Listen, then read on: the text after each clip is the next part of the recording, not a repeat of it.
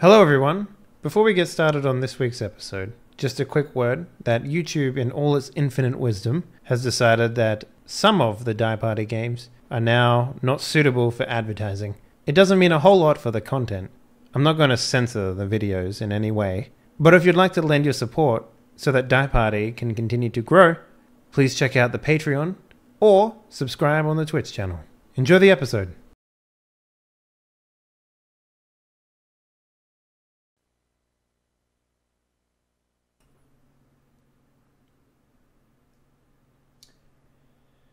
Why, hello there, Cowpokes, and welcome to the very first actual play episode of Die Party Noose, our Deadlands Reloaded role-playing experience that we do right here on this Twitch channel. Thank you very much for joining us. It's going to be one hell of an awesome ride.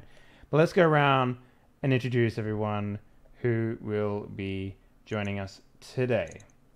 Let's start off with none other than the world's renowned cartographer, no, not cartographer, music composer, that's the word I was looking for, Mr. Drummer Boy. What up, sir? How you doing? How's your piano fingers?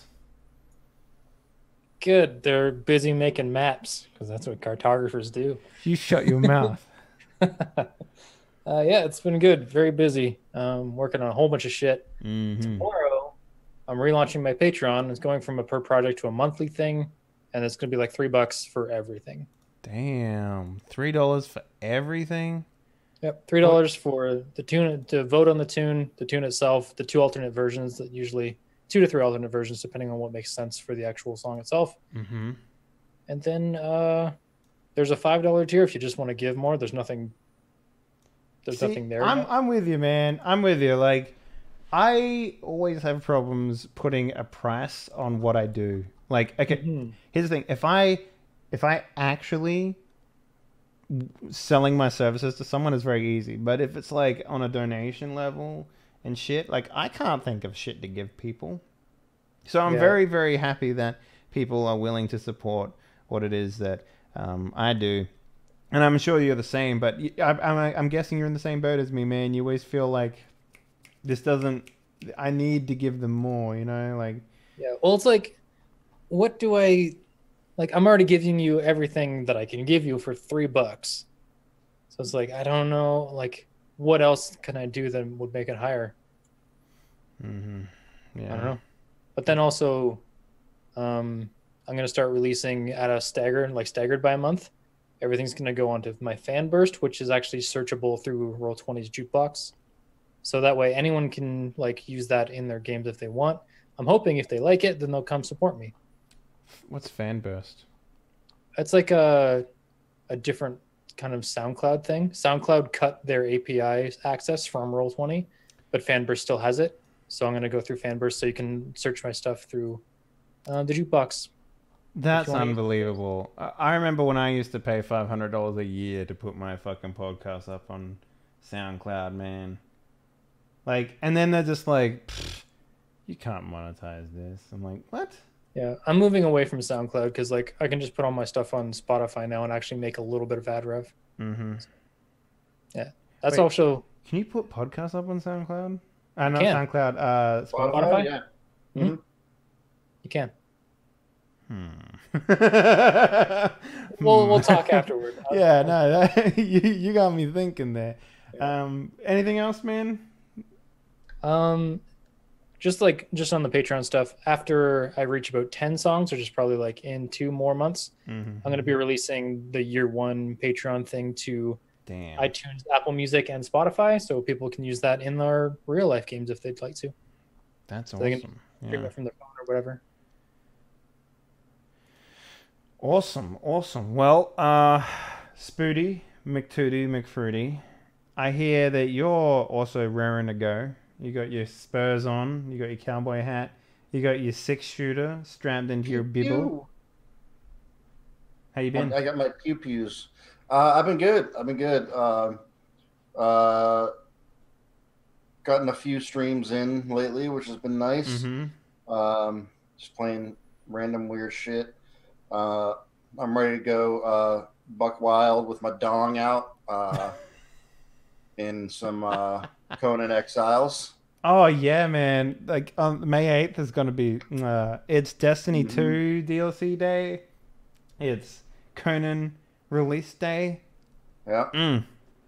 There's gonna be lots of stuff to do. It's gonna be good. It's gonna be good. I played some of the Conan game over the weekend with with Feral, and she was kind of showing me the ropes, but it was a good time. It was good times. Played a really weird game that reminded me a lot of like Earthbound, or what was that other really weird like Mother? RPG? No, not Mother. Undertale. Yeah. Kind of similar to that. It's called Lisa, and it's really fucked up. Is that the one? Is that the? I think I know the one you're talking about. It's, yeah. Like, it deals with like fucking child abuse and drug use, but it's like funny at the same time. It's really weird, but it's pretty good. I edited my stream a little bit early though because I got past this really difficult part.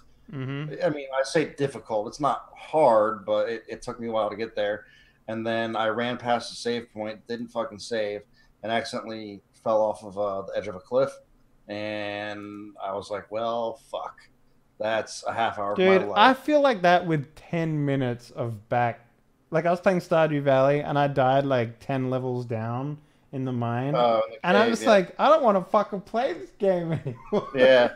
I mean, I really want to play it again, and I'll probably stream it some more, just because it is so fucking crazy. But before I stream it, I'm gonna have to get myself back to the point where I was, and I'm just not.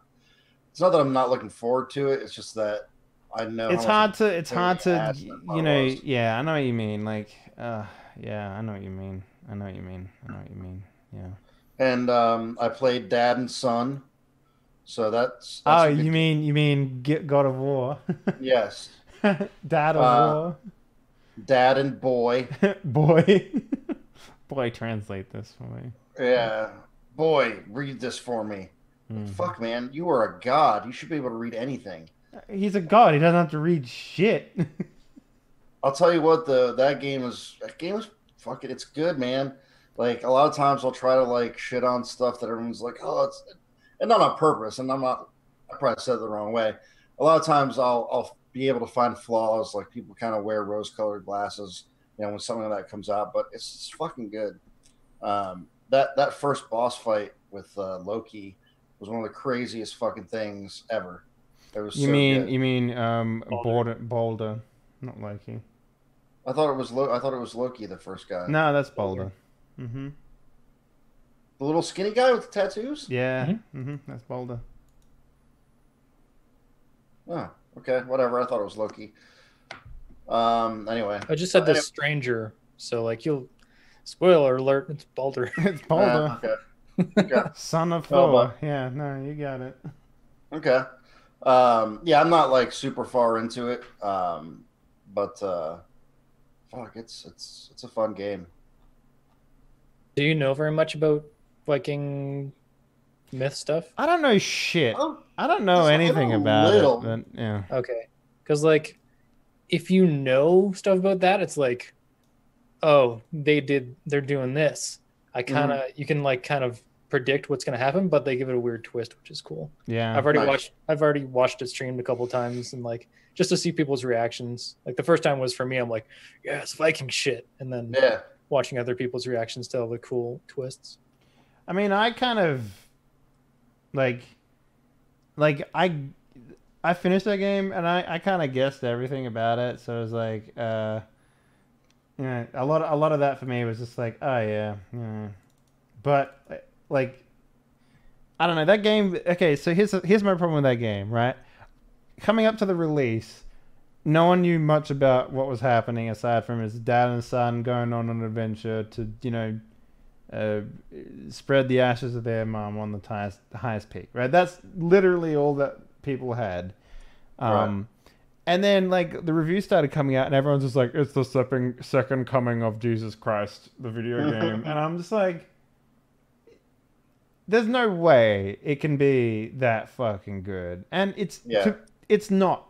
it's not the second coming of God, right? It's not like it's it's not like someone made Deus Ex. Like, because here's the thing, you can't do that again. Deus Ex and like the original like games when they originally came out and they perfected a formula, or they created a formula that was so mind blowing.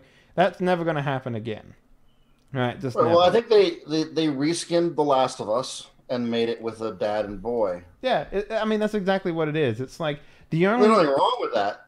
Like, so the way I heard it described to me was like, you know, all how you wish that in Uncharted Nathan Drake would talk about how he murders people instead of dismissing it, or how in Uncharted, not Uncharted, and Breath of the Wild you could see a lot more of the exploration that you're doing and all this dumb shit. Like basically just the flaws of all these really good games. And then they said that's what God of War does better. And I'm just like, what? No, it's nothing like that. It doesn't go that deep. And I don't know, like everyone giving it perfect scores and stuff like that and calling it a masterpiece. I mean, it's a good game. I mean, it's not graphically, it's pretty fucking tight. Yeah. Mechanics are pretty good. Like there's not too many that feel really bad. Mm-hmm. There's not like a standout moment. It doesn't have like a this is awesome. Like this particular thing is great, but all of it is like above average for I would say so. Like for me though, I wanted to like I played it on the second hardest difficulty when I started, but I had to dumb it down a notch because like I was just basically getting one hit at the start of the game, and this is before you pick up any like, you know, skills or anything like that, right? So I was just like, if this is what this game is going to be like, I'm just going to dumb it down a notch and just get my way through the story and have fun, right? And the other thing that kind of is a bummer about it, and I hate being a Demi Downer, but like you explore things, like you go to these little islands and there's just like, sweet, an island appeared, let's go check it out. And it's like, oh, it was a fucking chest. And there's even this fucking great ARG inside the actual game. Like the collector's edition of the game came with this fucking cloth map that had like fucking Viking runes on the side that people fucking translated, and it led through a massive wild goose chase through the entire game world that ended up going in 2 different locations, and each location having like a really rare treasure in the game, but it's just this garbage fucking blue hilt at the end, and that's all it was. It was just like the entire game, like you find these items that just mean just fucking garbage. You know what I mean? One thing that really interested me though about it that I didn't really notice until maybe half hour, 45 minutes in, and I don't know if the game continues this way, and I hadn't heard anything about this. Now that I've played it and I've looked around, I've seen a few things, but it was all one camera shot. No, yeah, it's one static camera shot from the start to the end, unless you die. Yep, the whole game is one camera shot. That is crazy to me. There are some cheap moments when it's just like you can. Okay, so this kind of bothers me a little bit when they like, oh, you have to crawl through this wall. It's like there's no reason for this to be here other than to disguise a loading screen. You know, like, and that's all right though. To me, that bothers me a lot because like sometimes, especially if you explored the Dwarven Kingdom, you go through like 3 of those fucking things to get into the thing. And you just sit there and you're just like, man, this is like Mass Effect elevators all over again. Like it's. I mean, would you rather that, or would you rather have like a tool to, or like a, like The Witcher does, and like actually between big areas have like a maybe 30-45 second wait screen with. Like, I would rather have big loading screens between like massive areas, but that's fine and all that. The easiest way to stay alive is to not die. Yeah. Thanks. The other thing that kind of they kind of cheese it a little bit is like. There's a lot of like to white, and then you walk through the white as well, like white screens, like to white, and like I really like that. I really like Birdman, like the movie, like where they did the one camera continuous camera shot, but they also do lots of trick hide cuts and stuff like that. Right. And you can see the same sort of like methodology used in this game, and that's kind of cool in a way. So I really appreciate that they did that, but Yeah. Yeah, I mean, I'm not saying that they didn't cheese some of it. I mean, you have to. I think it's literally impossible not to. But it was funny because my girlfriend was sitting on the couch behind me here, playing it on that's where my PS4 is, and we were about half hour into it or something like that, and I look at her and I was like, "This is all one fucking camera shot," and she looks at me like, "Okay, so." Not interested. Yeah, I mean, it's much more impressive in a movie than it is in, say, a video game, right? Like, and the other thing that kind of bothers me as well, and this is purely from a writing standpoint, and I feel like we should probably get off this subject because we could talk about it forever, but Sure. I hate his son. I forget his name now. Like, Atreus. boy, yeah, Atreus. That's it, Atreus. I should actually like do the red stripe because I have the beard for it. I just need to shave my head more and buff up. Yeah, get rid of those eyebrows, you know. Yeah. Atreus, he has a lot of like midlife crisis in the game, and I don't mean that from like he went through some shit. I mean he does, obviously, but like his personality is just like, right, and it snaps and it changes. And I think the game wants you to like explore, right? In those, like, it always happens in a moment when, like the world opens up a little more, and then you're like, oh, cool, Dad, let's go explore, or we could go do this, right? Like he'll say that every time, and then like the moment you continue the main storyline, it's just like, and he goes from being normal to not normal within a couple of seconds, and it's all because like it's supposed to cover a span of time, right? He's supposed to like evolve or mentally like mature or whatever in those moments, but like it's so little amount of time because I didn't really do any of the side stuff. Like I kind of did like I can see if you mainline the story, it'd be a little jarring. It's incredibly jarring, and I don't know if they anticipated that. It's like a lot of that character development happens in the boat. Mm-hmm. Like when you're boating around. No, yeah, I definitely sat in the boat for a long time at the shore of the location that we needed to go to. Yeah. But anyway, other than that, Spoody, what else have you been up to? Just being a slave to the man. Hell yeah, dude. Pay that bitch. Gots to. Well, Maleo, what up, dude? How you been? It's been a couple of weeks since we saw anything from you. How you been doing? I'm doing awesome. I just got home from recording a film over at a city in Denmark. Yeah? I'm gonna be in a movie. Sweet. What, like an extra? Or like is it a big film, or is it like an indie film? Like what is it? It's like a small indie film. Here in Denmark, we are trying to make short movies become something bigger than they are. And so they have called in people all over the country just to be in this one movie. It's going to be awesome. How big is your part? I'm going to play Dead. Death? Dead. You're going to be a corpse? Yeah. Sweet. That's awesome. Corpse 1, you know? Well, my father was in The Man from the Snowy River as an extra. And my father and mother, sorry, were in that movie. As really? As extras, yeah. No shit. Yeah, just like some random dude in a crowd or whatever. A guy I was in a band with, his stepdad was in the first X-Men movie when they find Wolverine and he's in the cage fight, and like it goes to the close up of the old biker guy going like, yeah, that was my friend's dad, like stepdad. Like, what? I can one up that. I made a T-shirt for an old website that I used to work with, and it ended up in Iron Man 2. Nice. That's awesome. Yeah. So I don't know. In the world.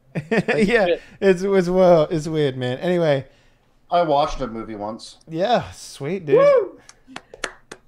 So, ladies and gentlemen, this is Deadlands Reloaded, not God of War. This is Deadlands Reloaded.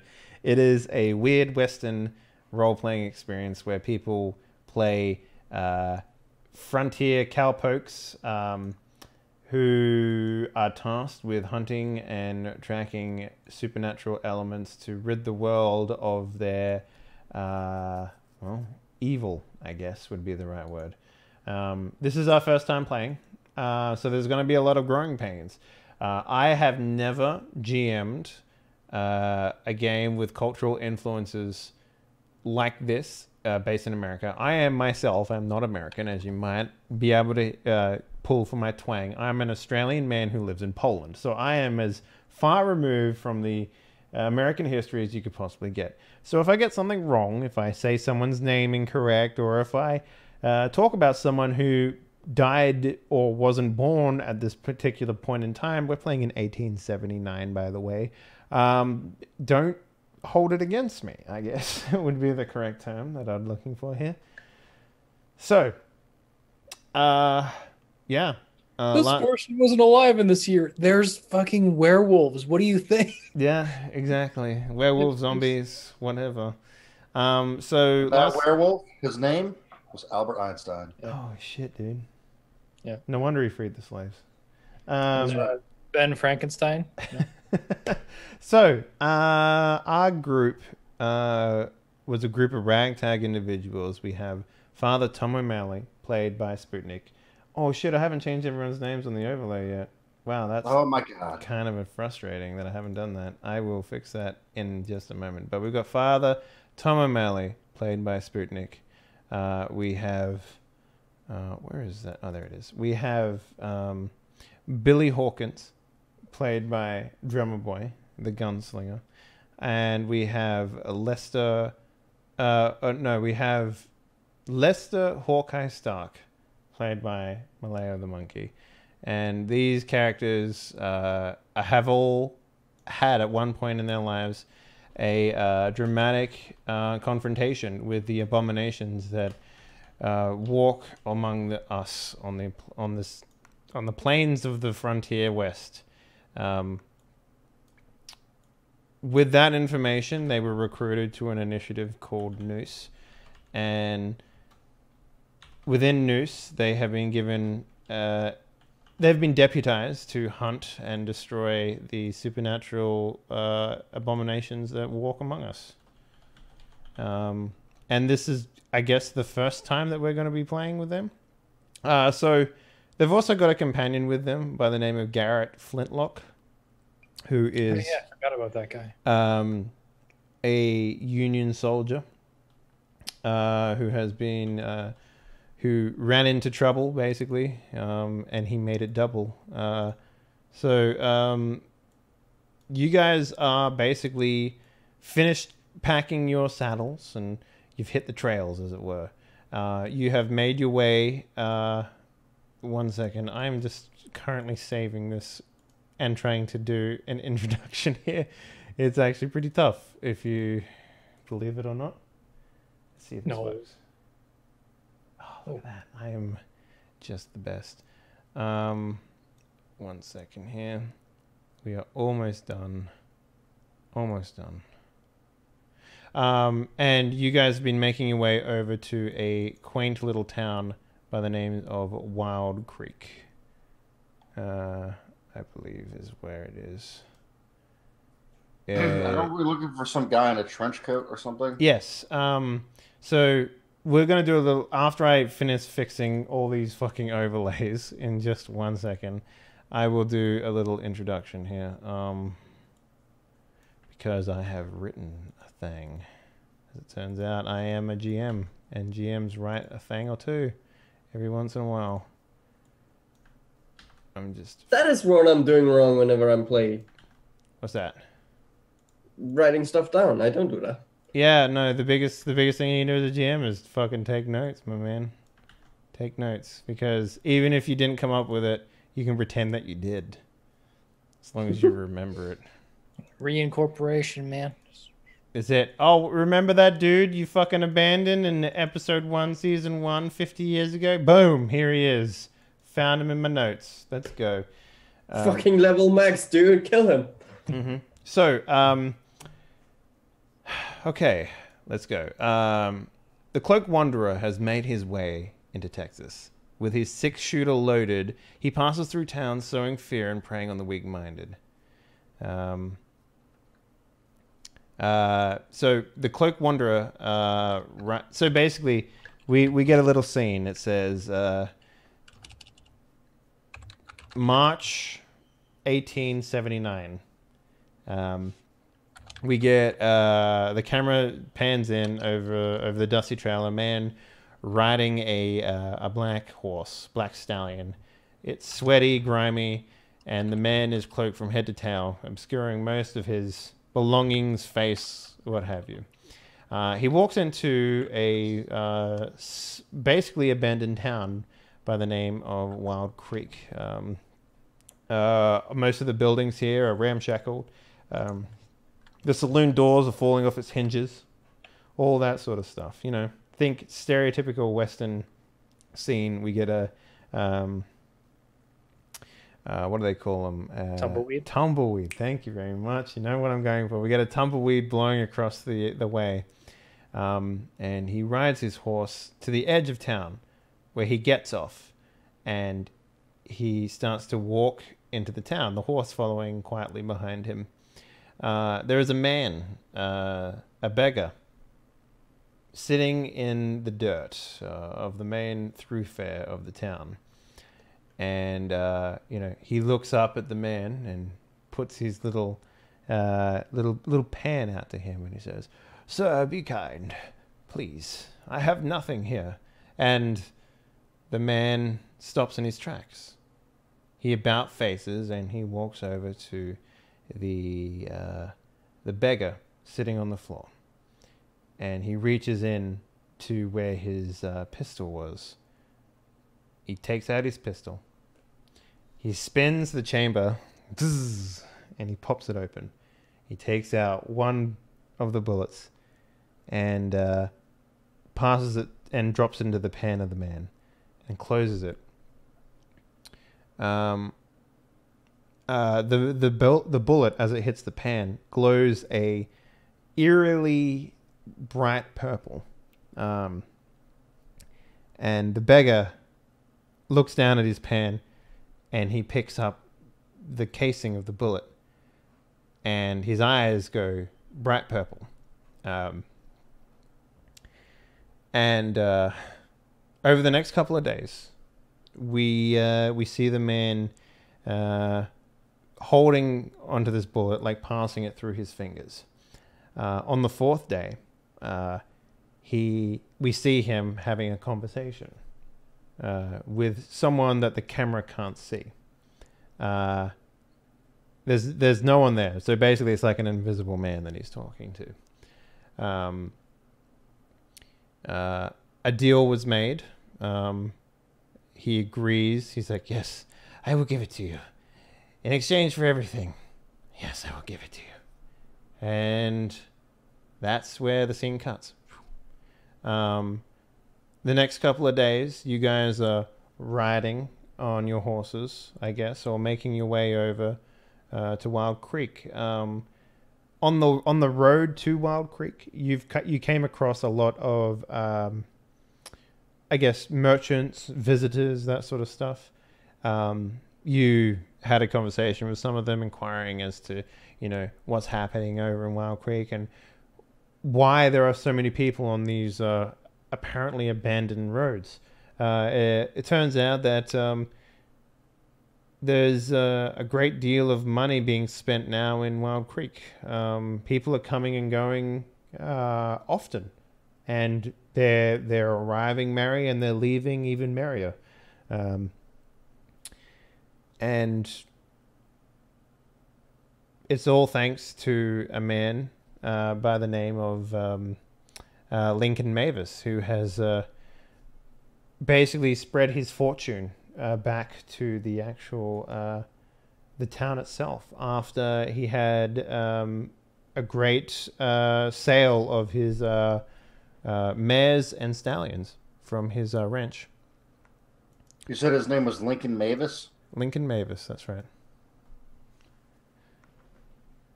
And we join our crew one day away from Wild Creek. You guys are sitting around camp. Is there any conversations that you would keep with each other at this point? Now, before we get started, why don't we take this opportunity to draw everyone's tokens for the session, fate chips. So fate chips are this interesting mechanic we have in this game, which basically allows the players to basically buff their rolls and stuff like that. Now, the rolls that they can have are you can pull out a white chip, which allows you to re-roll trait rolls, keeping the best results. Remake an entire roll again, which includes all the shots that included within that roll. You can't spend it on tables, and there's no limit to the amount you can spend on one roll.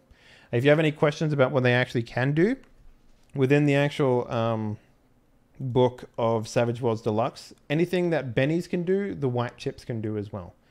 The red chips allow you to add an additional d6 to any roll, and it can explode like any dice can in this game, which basically negates critical failure. And it can be used as a white chip. But every time you use a red chip, I get to pull out another wild fate chip myself. So I will pull out 3 because there's 3 of you.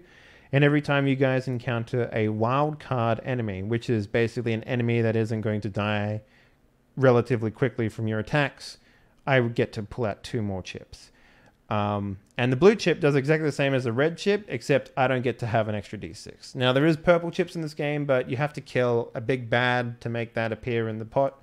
So, yeah. Why don't we start with Drummer Boy? How many chips do you get to pull out? Where do I see that on my...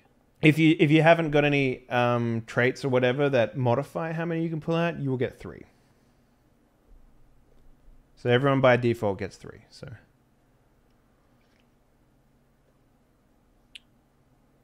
what traits would let you pull more out? What was that? What do you mean by a trait that would let you pull more out? Like, is that like the edges? Sorry, the edges. Yeah. So there are some edges that modify. Okay. Like for example, unlucky will give you 1 less fate chip, and lucky will give you an extra one. You know, that sort of stuff. Oh, right. So I get bad dreams, so I do 1 less fate chip. Mm-hmm. Okay, so how many do you get, Drummer?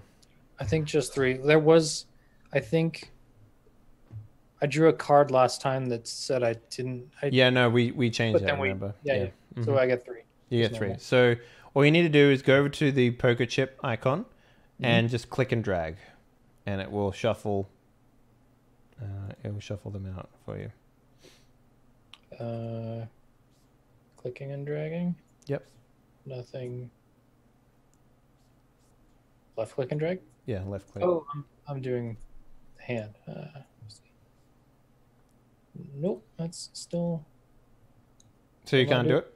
Okay. Nope. I might have to do it then for you. All right, so we'll pull them out for you. So you get a red one, a blue one, and a white one. So you can spend these on any one of your rolls that you want. Just let me know what you want. So Spoody, how many do you get? I get 2, right? 2. Yeah. Yep. Yeah, and I can't draw them, so.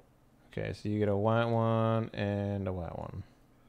Boo! There's how many? Let me just to give you an idea. There is 20 white, 10 red, 5 blue. Ooh. I So that'll give you an idea. lucky. Yeah. So how many do you get, Maleo? I get 4 because I'm a child. You get 4. Okay. So red, white, and white. Okay.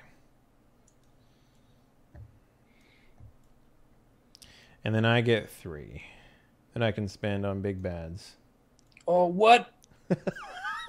Rigged! It's fucking rigged! I knew it! No, I shuffled them before. So Yeah, shuffled them so you knew where they were. That's it. Henley, if you use red, bullshit right there. if you use red, do you then also gain a martial token? No, they just count as white for me basically, and so any red or blue just gives me a d6 basically. So yeah. All right. So what sucks about that is like we can't draw those because he's got them. That's basically. Yeah, but Right. you know, so that you don't keep them next session, you will redraw them next session. So they're not going to be, they're not like permanent or whatever. So If you got them, use them in the session. That's all you need to do. Cool. All right. So you guys are sitting around camp. And action. I want to hear about the story once I climbed the tree and almost fell off and broke my leg. So Garrett will sort of look at the other two people in the party and be like, "So, outside of this child being annoying, what was it that brought you to the Noose then?" Huh? I saw my whole congregation slaughtered before my eyes. My fellow priest was tainted by some devil. Thought he could use its powers to. I don't know what he thought, but he slaughtered everyone. Why did he do that, huh? He must have had a reason. The devil works in just as mysterious ways as the Lord sometimes. That's poppycock. He had the power to not only slaughter them, but bring them back to life. But when he brought them back to life, they didn't seem quite living. Well, let me tell you something about the undead, the walking dead. You're going to find there's a lot more of them out here than you think. So maybe it's not as unusual as you're making it out to be, brother. Well, it was unusual it was unusual for a priest, a fellow priest that I had known for years, to slay his congregation just to create these undead, as you call them. Maybe one of them engines got him, you know? Put some voodoo in his brain. I don't think that was it. What was it you called them? I kind of want to write this down. I like to keep track of whatever we meet. Well, maybe you should fucking listen then, shouldn't you? Oh, was it the clocking flock? He called them the Walking Dead child. Ah, yeah. Oh, what of you, Billy? And what did you get? Why did you get drawn into this shit? Killed the chupacabra. Oh, Chucha what now? Chuchurino, you know? Is that some sort of like bean dish? It's like a mix between a coyote and a monkey, but it's dead. Oh. And undead, as you know. What about you? You said you had some interesting past. Yeah, well, it's pretty colorful. I was awake when an Indian was ripping my guts out of my belly, so.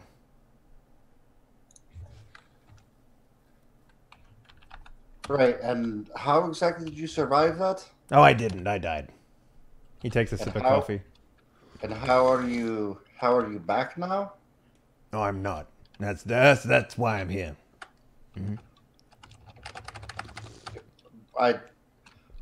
So you're not undead. Correct. But you're not alive? I'm walking, talking, aren't I? So what makes you actually alive? Oh. I couldn't tell you. Oh. Did someone bring you back? Not that I can tell. Because I didn't stick around if that was the case. And I saw the whole thing, you know? I was sort of stuck in my body, as it were. That must have been a frightful experience for you. Well, I mean, I couldn't feel it. If that helps. Can you feel now? I poke him with a stick. No, I can't. There's a lot of things that are lost to me. Alcohol, for one.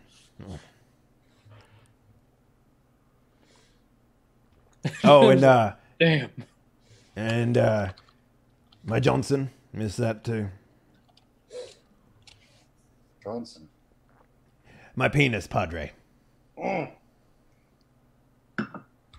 I can see how that might be upsetting for you. So you don't use the bathroom either. That's one of the blessings. I don't have to shit myself anymore.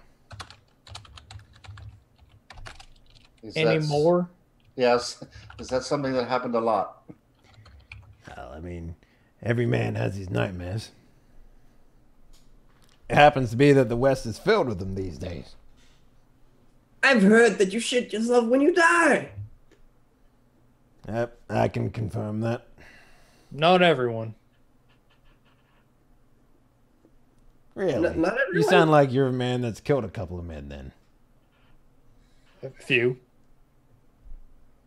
Or maybe they went to the bathroom before the showdown, huh?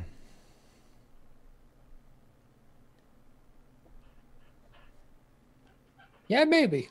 We're trying to remember, like, 1, 2. That one didn't. Yeah, well. Well, that's everyone. Takes a sip of coffee. Yeah. Wait, you didn't ask me. I know. Is that because I'm a child? Hey, he's getting the hang of it. So have we seen? Did you say that we've seen people from Wild Creek already on our way there? Yeah, like people coming and going. Like the road is more active than it should be. From all your reports state, it's a ghost town almost. So, I'll say, Father Tom, he says, I thought that this Wild Creek was naught but empty, and also demons or whatnot had taken control, but we've run into people. I heard it was a panning town that didn't really pan out. Here you catch my meaning. Aye. And the folks we've seen are happy. I don't understand. What do you think that could mean? Oh, a number of things. Folk tend to get happy over the stupidest reasons these days. They all Well, seem pretty well off.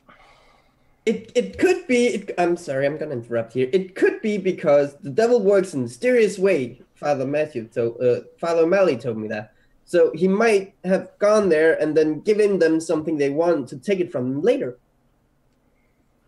that does sound like something the devil would do. Or it could just be people whoring it up. That too. I mean, I really miss my penis, Padre. I can't imagine. What would the threat be?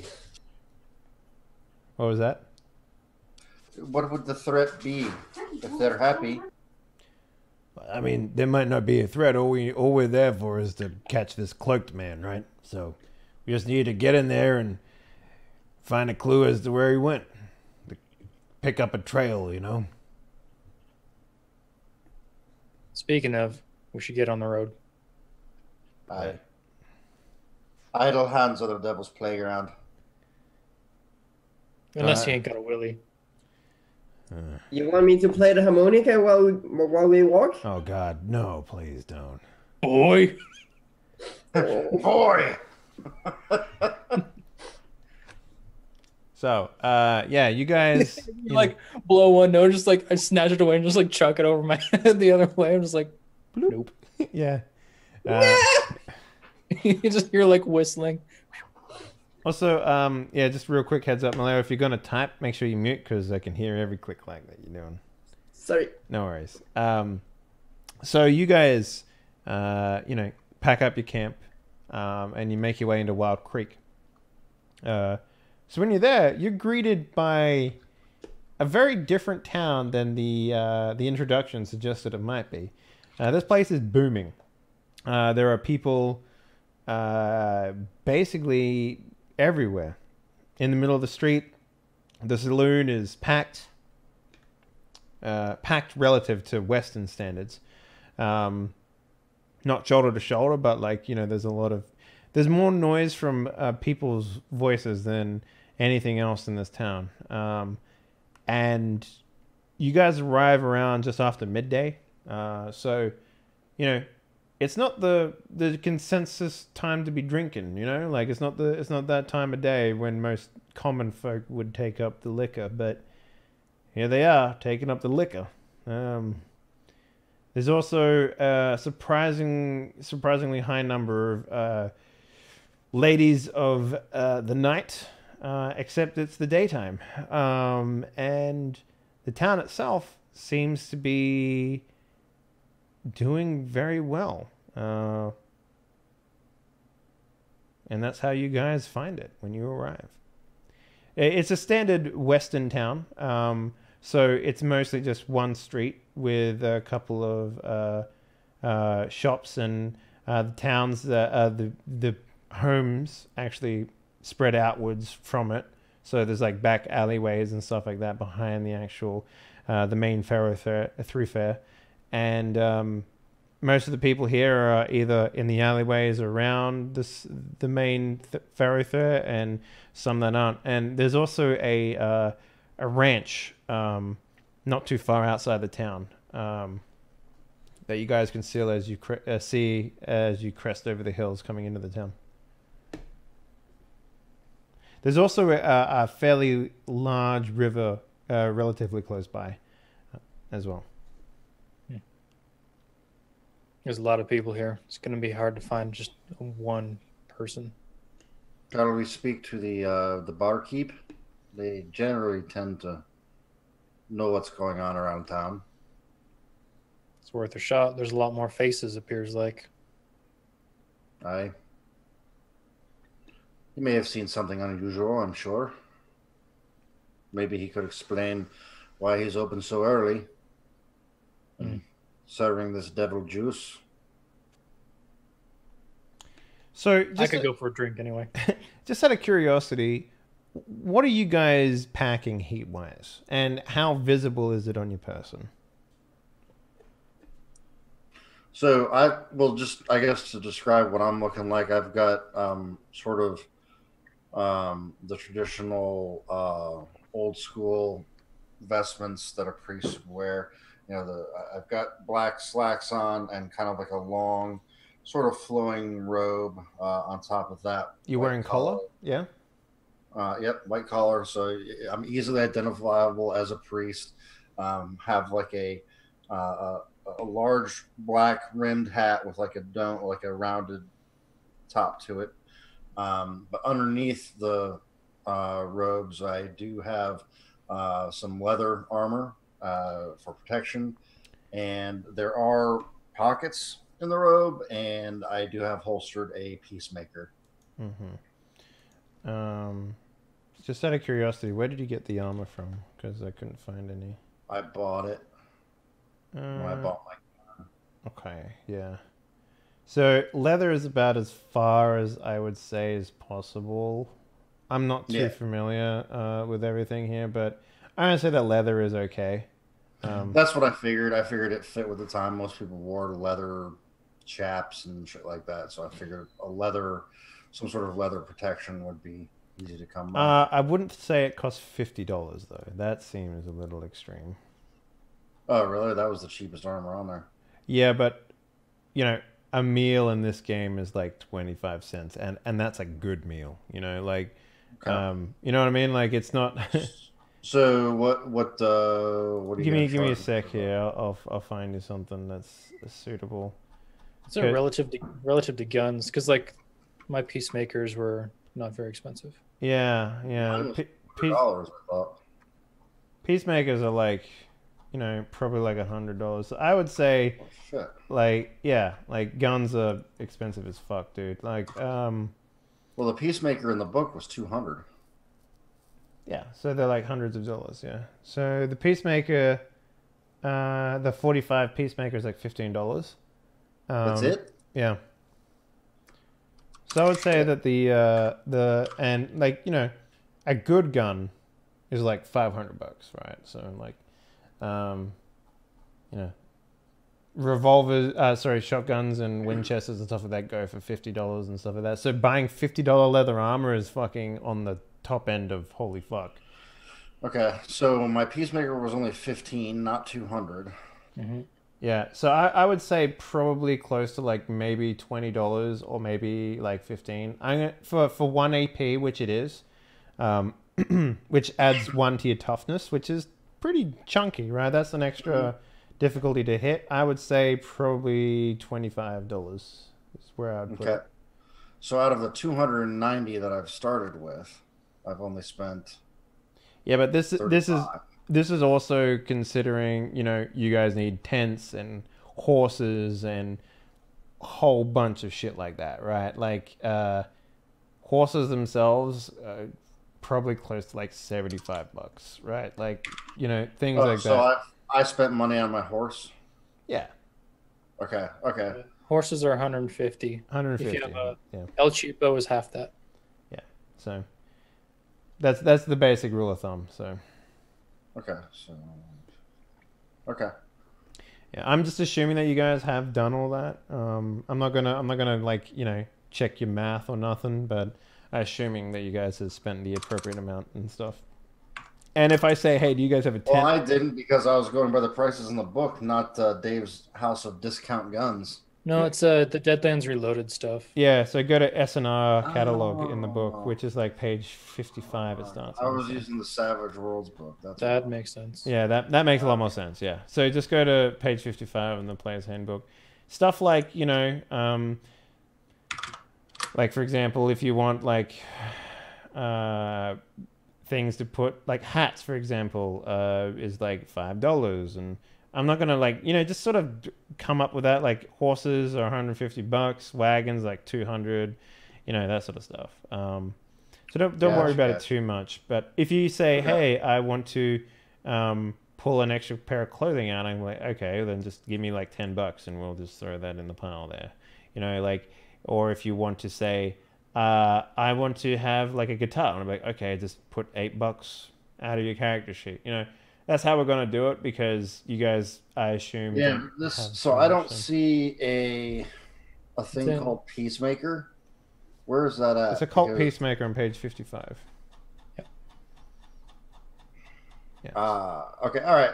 It's the same damage. I just wanted to make sure I had the correct damage and everything. Yeah, I think damage and stuff is just like the prices and stuff are adjusted for the setting. Mm-hmm. Yeah. Pretty much. Yeah.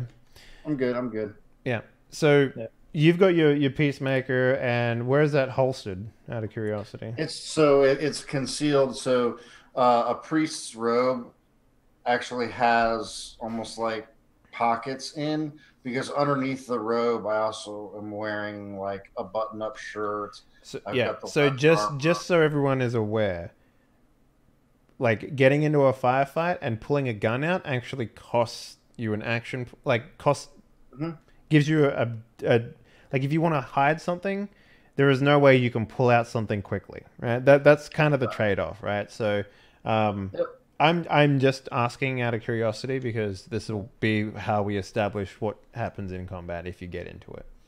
Right. Yeah, no, it's definitely concealed. Okay, yeah.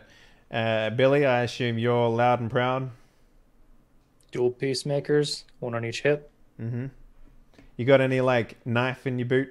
You gonna like Derringer up your sleeve? Like I got the Bowie knife around like the back holster. So just... Mm-hmm. Yep. Right. And no armor, just big black long coat. Got a saddlebag full of ammo, that kind of thing. Yeah, I actually did buy ammo in here. Good. And yeah. I have a regular horse, not a cheap one. Nice, good stuff, my man. Does it have a name? Probably Silver. Sadie Hawkins. Yeah, so one of the edges you can get in this game is to make your horse a wild card, which is fucking insane. What's that? So a wild card is a player character, basically. So it gets all the benefits of being a player character. It can make rolls, it can do intimidations, it can do everything. So I might look into that when I get more familiar with. Yeah. And Lester Stark, what do you got? How do you look? You're a child, so you open carrying is going to be very hard to accept in a lot of cases. Well, I am open carryingly a small little bow I have wrapped around my body. Boy. I didn't know God of Fire War when I before tell I you, made this boy. character. I didn't make this, or I did make this character before God of War. So they ripped it from me. And I have a tomahawk, which kind of painted or dusted it so it looks like just a wooden tomahawk, but it's actually a real tomahawk that just had strapped to my side. So it looked like a boy with tools, or playing tools. Okay, cool. All right then. And did you decide, because we didn't decide, what your gadget was going to be? I made the gadget thingy with the ghost rock. Let's see if I find it to be burst. Burst? What's that? Yeah. A shower of flame or light or other energy. Burst produces a large fan of energy to bath its target in red hot fire or other damaging energy. When cast, place thin end of the cone. Template, blah, blah. Targets with the template made an energy roll versus the caster's cane skill to roll to avoid the blaze. 2d10 damage. So what is that in science stuff? Because it can't just be like you shoot it out of your hands. It's got to be like, to give you an idea, it costs 2 power points, and you have a total of 20, I think. So you can have 20 casts of it before it's like it doesn't work anymore, if that makes any sense. That's the way yours works. So actually, it looks like it costs. If it costs 2, that means you would get 10. So you would have 10 uses of it. So it costs 3. So it costs 3. Yeah. So you have like 6-ish, 6 and 2 left over. Yeah. Yeah. So you pick something that's okay. Something to be used in a. So what is it like? How does it work exactly? Like, what is this thing that you've built? Well, if I need the ghost rock, then I've built a small contraption with a fan blade on the end, and whenever I pull the ghost rock in, I can pull a lever that crunches this ghost rock up, building up some energy in a container below. Oh, and nice! That shoots out the burst. It's kind of almost like a It's a hand meat grinder. like a meat grinder thing. Oh, I like that. Just That's for cool. ghost rocks. Yeah, I like that. That's really cool. And the other thing that's worth pointing out, and you probably built this, you were tinkering with this while you guys were traveling here, right? You know, the other thing that's worth pointing out, Father Tom O'Malley, tell me how your Lord spoke to you. Yeah, Reached out to you. So I kind of wanted to discuss how I think basically on the road, because I do have bad dreams, right, as a trait. Yeah. Okay. Or hindrance, I think it's called. Mm-hmm. I've been having ever since the massacre in the church. I've been having these very disturbing dreams. Even though it's God talking to me, it's terrifying to me because it feels like he's imbuing me with these powers that I don't quite understand. And so I think that the way I'm going to play that is the first time I need to actually say a prayer to use that blessed ability. It's going to be something simple. All right. You know what I mean? Here's how I imagine your dreams go, right? Like, let's say this happens over the course of like a couple of days, you know? You're riding, you have a sleep. The same scene repeats. Father Matthew comes in, he starts shooting up everyone. You turn to look away to the statue of crucified Jesus Christ behind you. And Jesus Christ looks down at you and says, "Tom." And then you wake up. And the second night, the same thing happens. You turn away from Matthew. You look up at the crucifixion of Jesus Christ, and it says, "Tom O'Malley, child, don't turn away." And then you wake up again. And the third night follows through. This time, Jesus Christ will pull himself free from the crucifixion on the wall, and he will come down, and he will put his hand on your shoulder and stand you up and then embrace you. And it says, "Child, you have been chosen.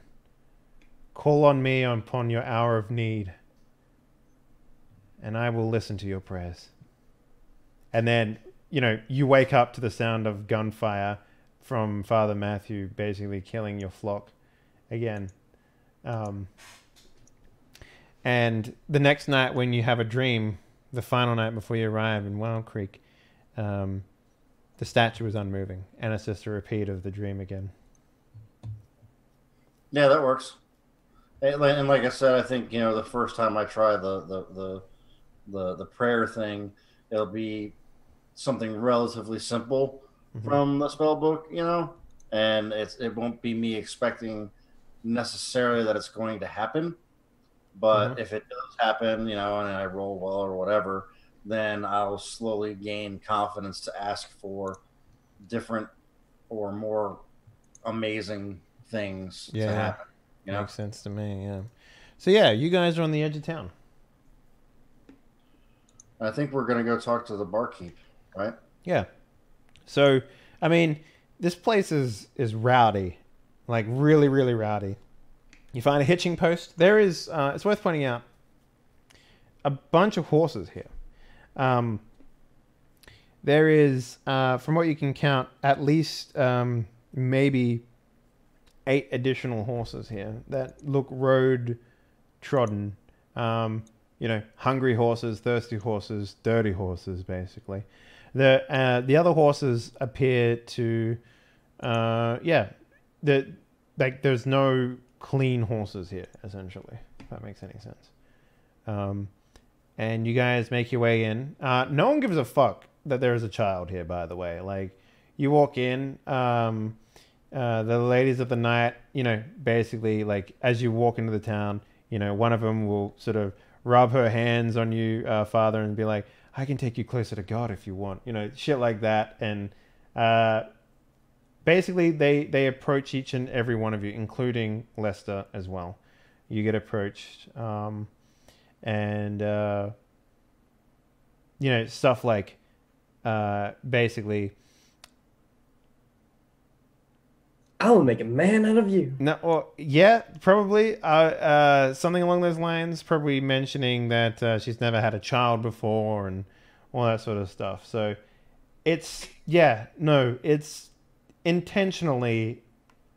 It feels weird. Like, even for people who fall into the debaucherous side of things in the West, like that sort of stuff. There seems to be no in this town almost. There's no limit of too far.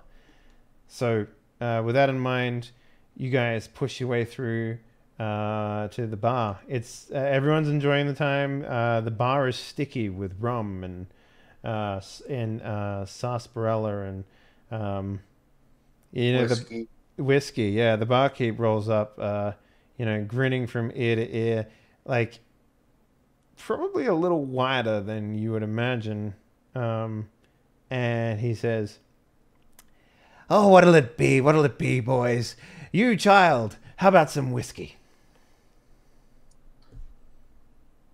What's whiskey? "And a sarsaparilla for the padre, huh?" Not quite thirsty. I think the boy's fine too. He has some water. Nonsense. He'll take out 3 shots and pour each of you a shot of whiskey. And he'll say, "Drink up, lads. This one's on the house. Welcome to Wild Creek. Your new faces here. I haven't seen you before. I assume you're thirsty from the ride in." Just going to reach up and take the shot glass. Yay! I take it from his hand and drink it. Aww. And I'm like, "Thought you didn't drink." That's a sin, Father Tom. Drinking isn't a sin. Yes, it is. Bullshit.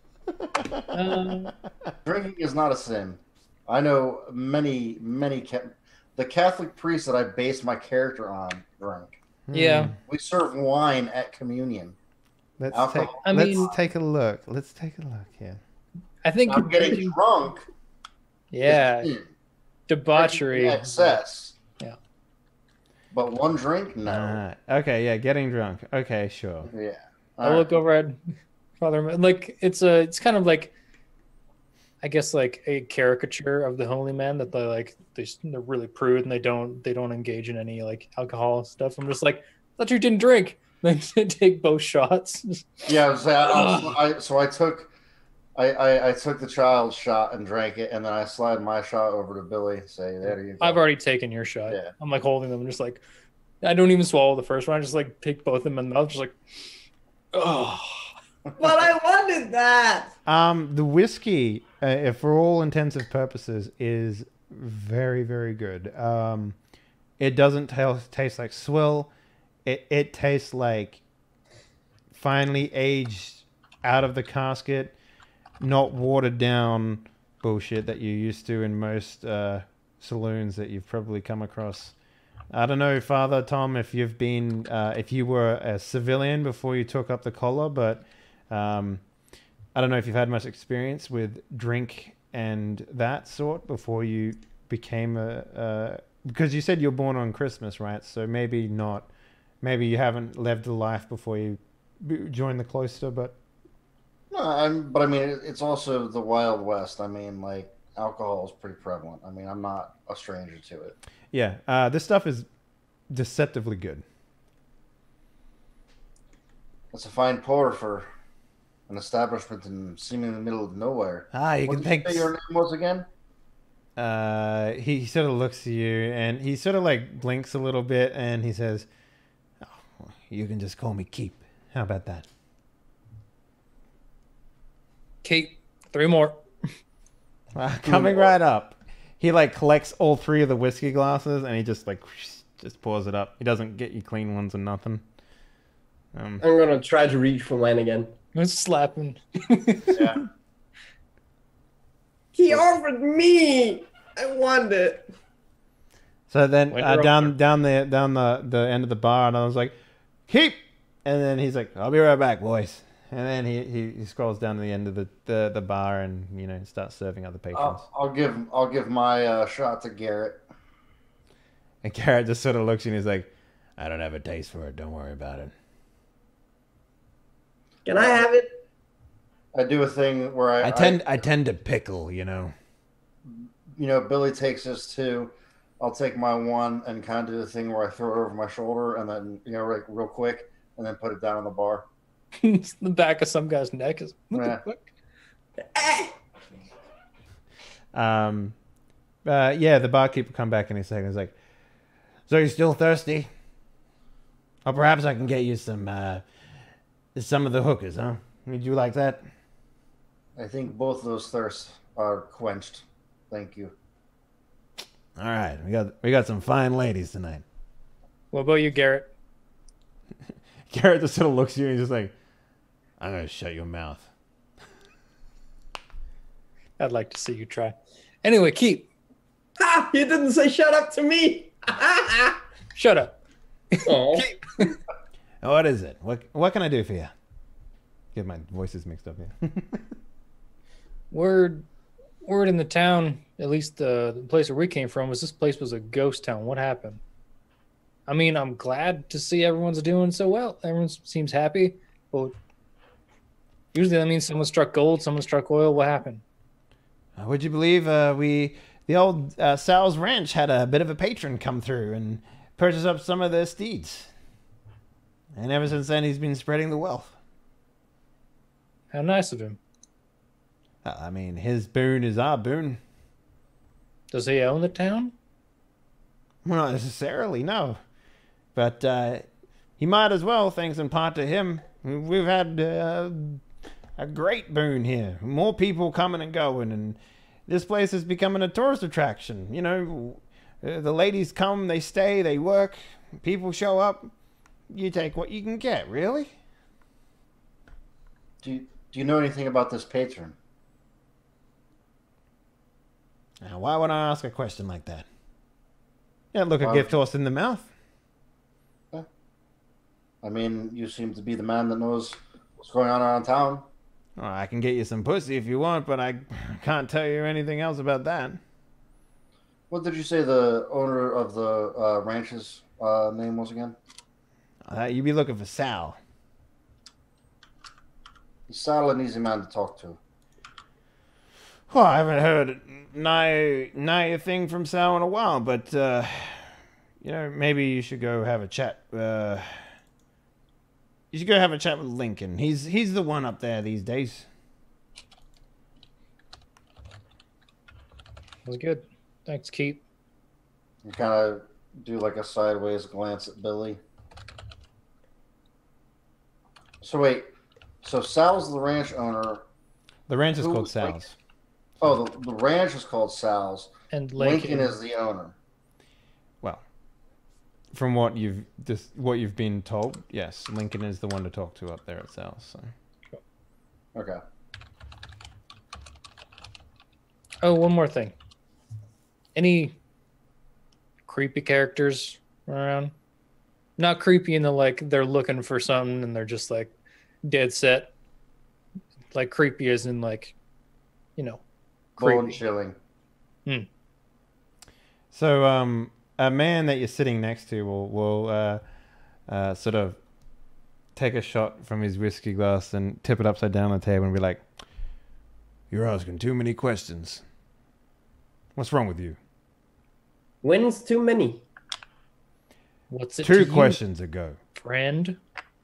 He stands up and he looks you up and down and is like, "And why are you here causing trouble?" I don't think anyone's causing trouble here, friend. You're causing trouble. A lot of people here are coming for a good time and you're asking why. No, not asking why the good time. We were just surprised. All we'd heard of the town was that it was on its last leg, on its last gasp of breath. And why the fuck are you here then, Padre? We're looking for someone. You're looking for a friend. Everyone's looking for a friend in this town, kid. Not that kind of friend. Maybe you've seen him, friend. Kind of tall, wearing a dark trench coat. You look at him, he's tall, wearing a dark trench coat.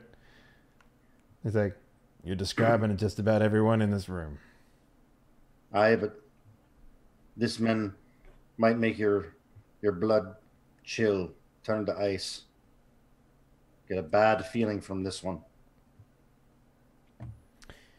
He'll sort of like, rest his hand on his on his firing gun on his hilt, and he'll say, "Now why'd you be asking something like that?"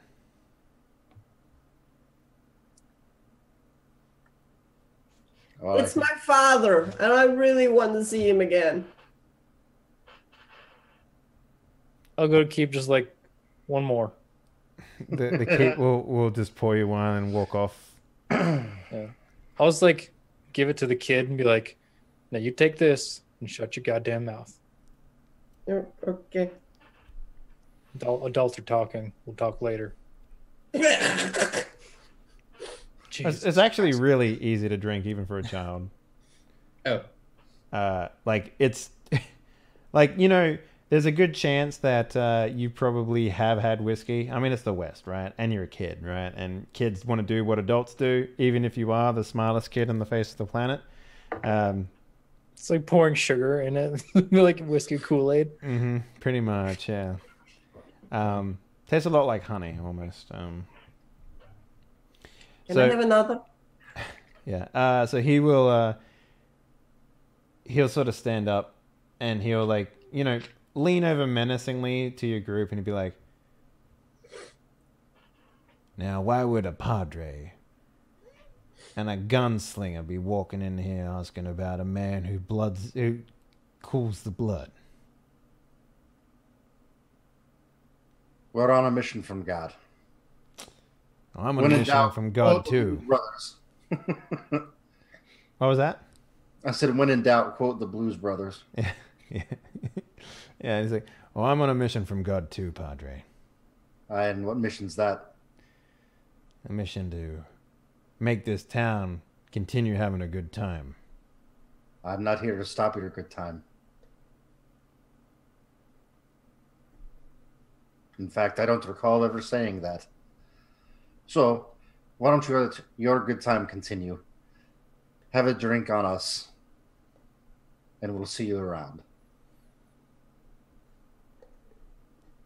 He'll sort of look at you, and then he'll like nod to someone behind you, and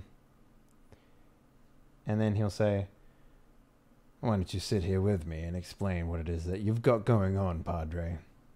You and me, we're gonna have a good chat." It's nothing of consequence, friend.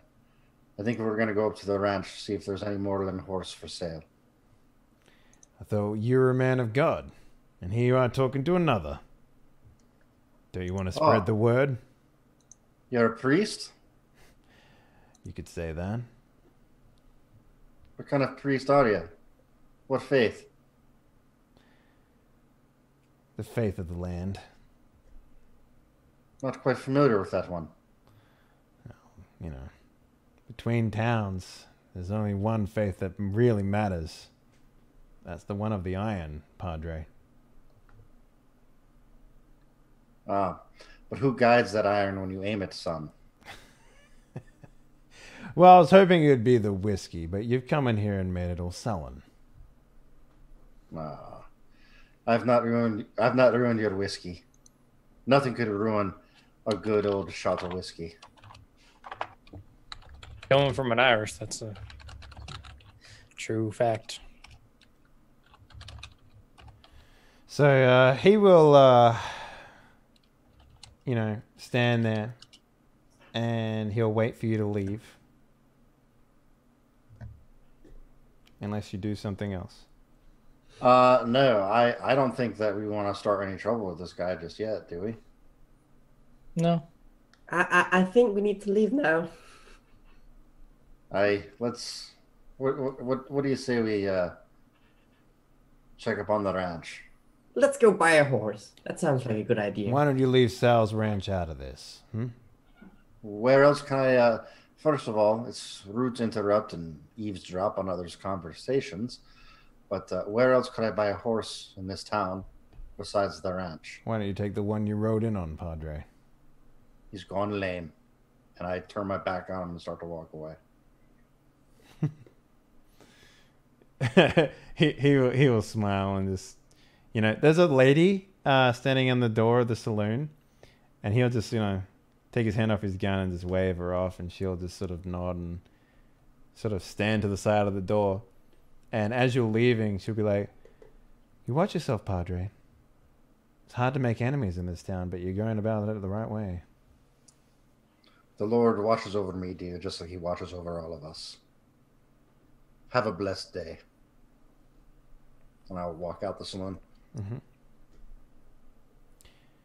So the other thing that's worth pointing out, there's not a lot of people that carry guns in this town either. Mm-hmm. Outside of a couple of folk that you've noticed. But, most people, be them, a shit curler or a barkeep, might carry a gun or two. But the town is disturbingly lacking of them all. A shit curler? Is that what you said? Yeah, someone who shovels shit out of the stables and stuff like that. They carry guns? It's the Wild West. Everyone carries a gun. And there's zombies walking around too. Don't know if you noticed that. So, it's a little different. Yeah. So what do, fam? The saloon didn't really give you anything. I'll give I us wouldn't say ranch. that. You want to head up Give to the us ranch? lead. Yeah? All right. Yeah. I'll say we walk a little bit slow, see if anyone follows us. Can I make a notice check to see if somebody is following us? Sure, yeah. So let's make our first check of the game. This one's going to be at just a normal notice check. So the way that this works is the difficulties go from 4, 5, and then 6. With 6 being pretty difficult. Let me just take a double check that is in fact the case.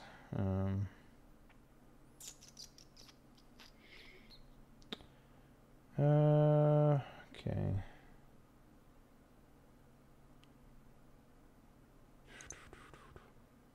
Yeah.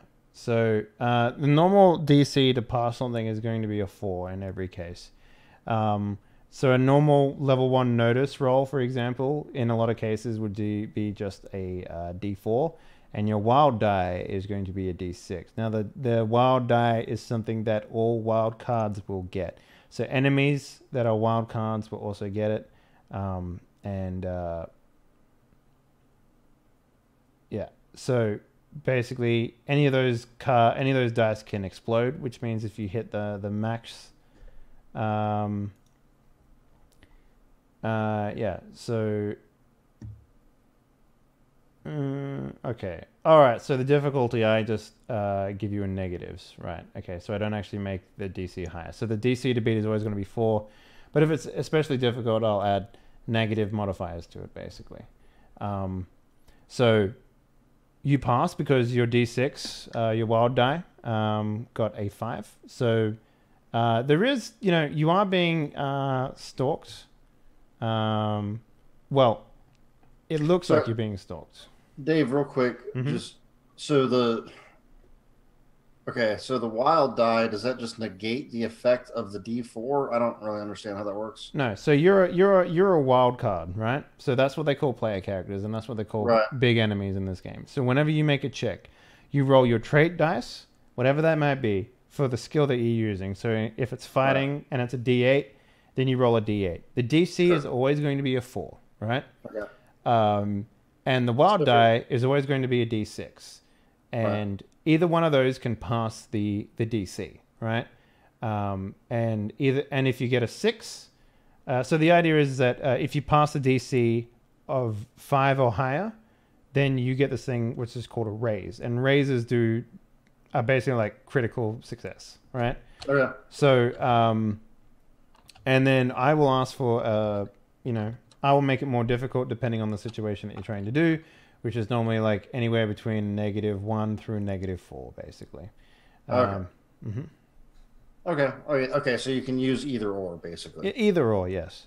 Okay, gotcha.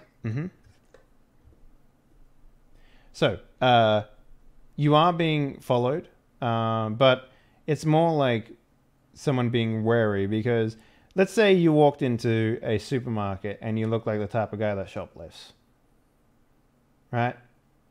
Security might be watching you. And that's pretty much what's happening here.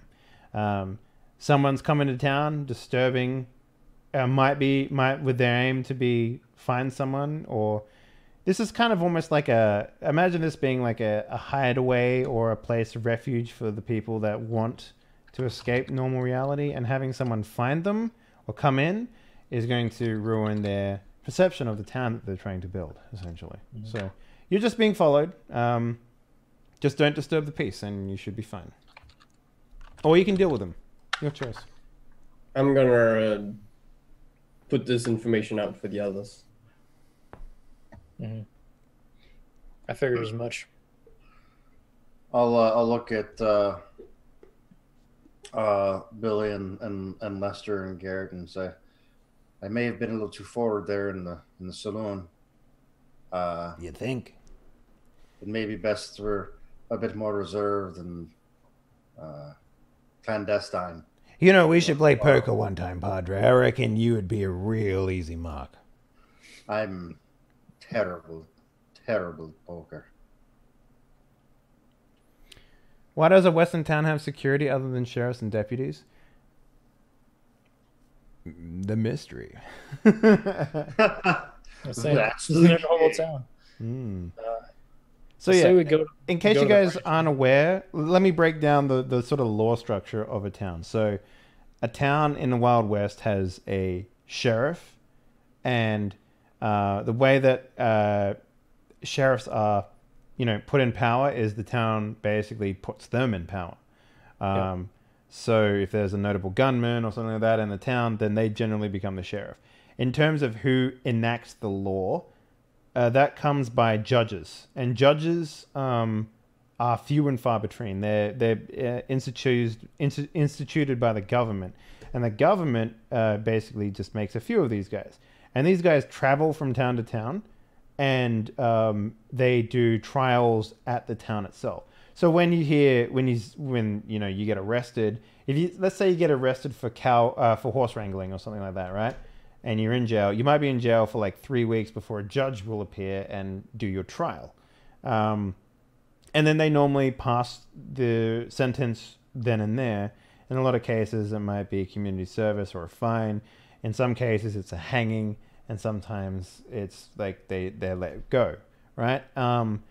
In the Weird West, there's a thing called the hanging judges, which are basically people that walk around and take the law into their own hands and rope motherfuckers just for the sake of roping them, right?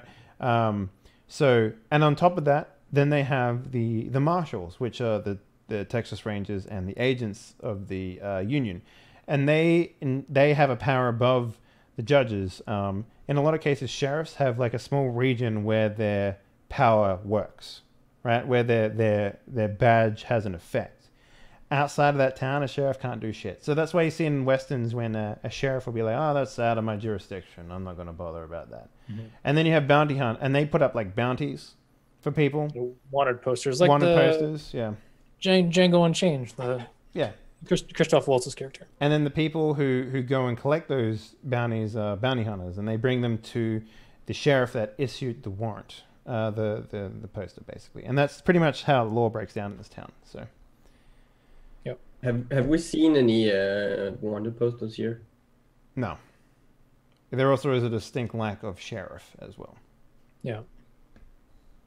I think we should go to the ranch anyway.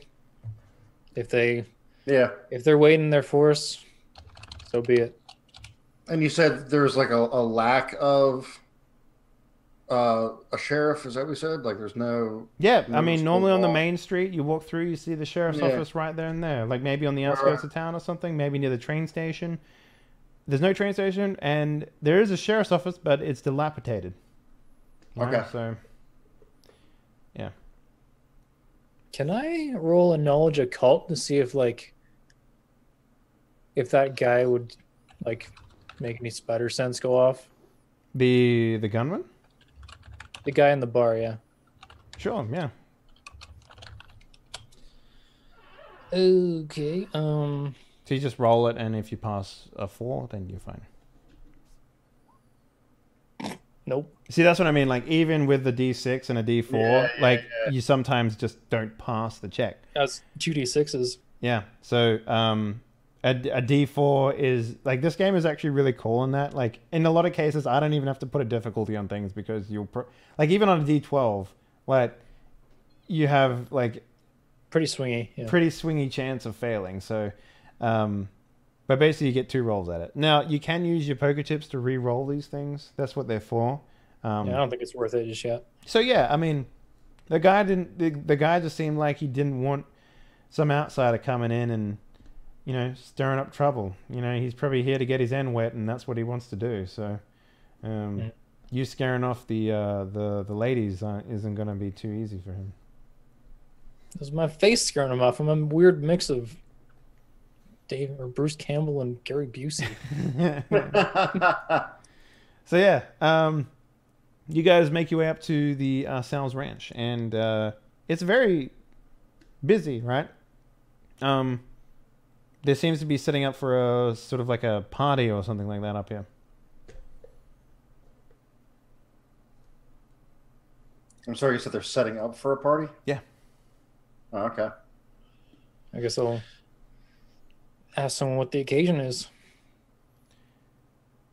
I'm just gonna stand in the back so I don't draw the attention. So who do you ask? Is it just like a worker or something like that that's putting up the parties and stuff? Like, it's basically just like they're setting up like barrels and a stage, and they're getting like they're sweeping an area and that sort of stuff.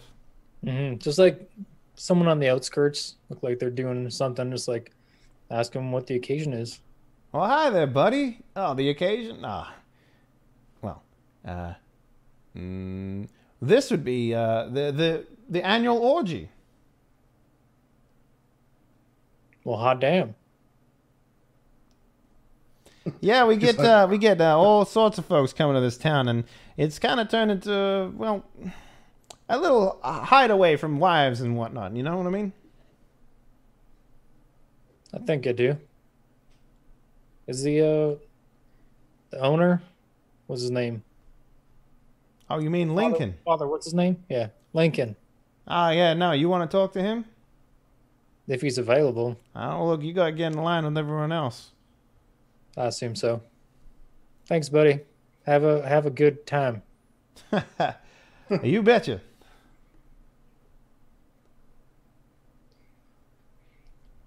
Well, that was interesting. What's an orgy? Oh, you don't It's want when to a know? group of people get together and fuck each other, kid.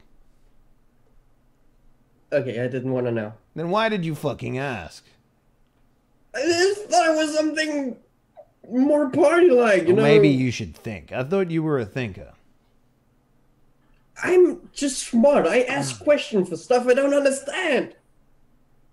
Oh, you're gonna learn a lot, kid. An orgy is not the place for children.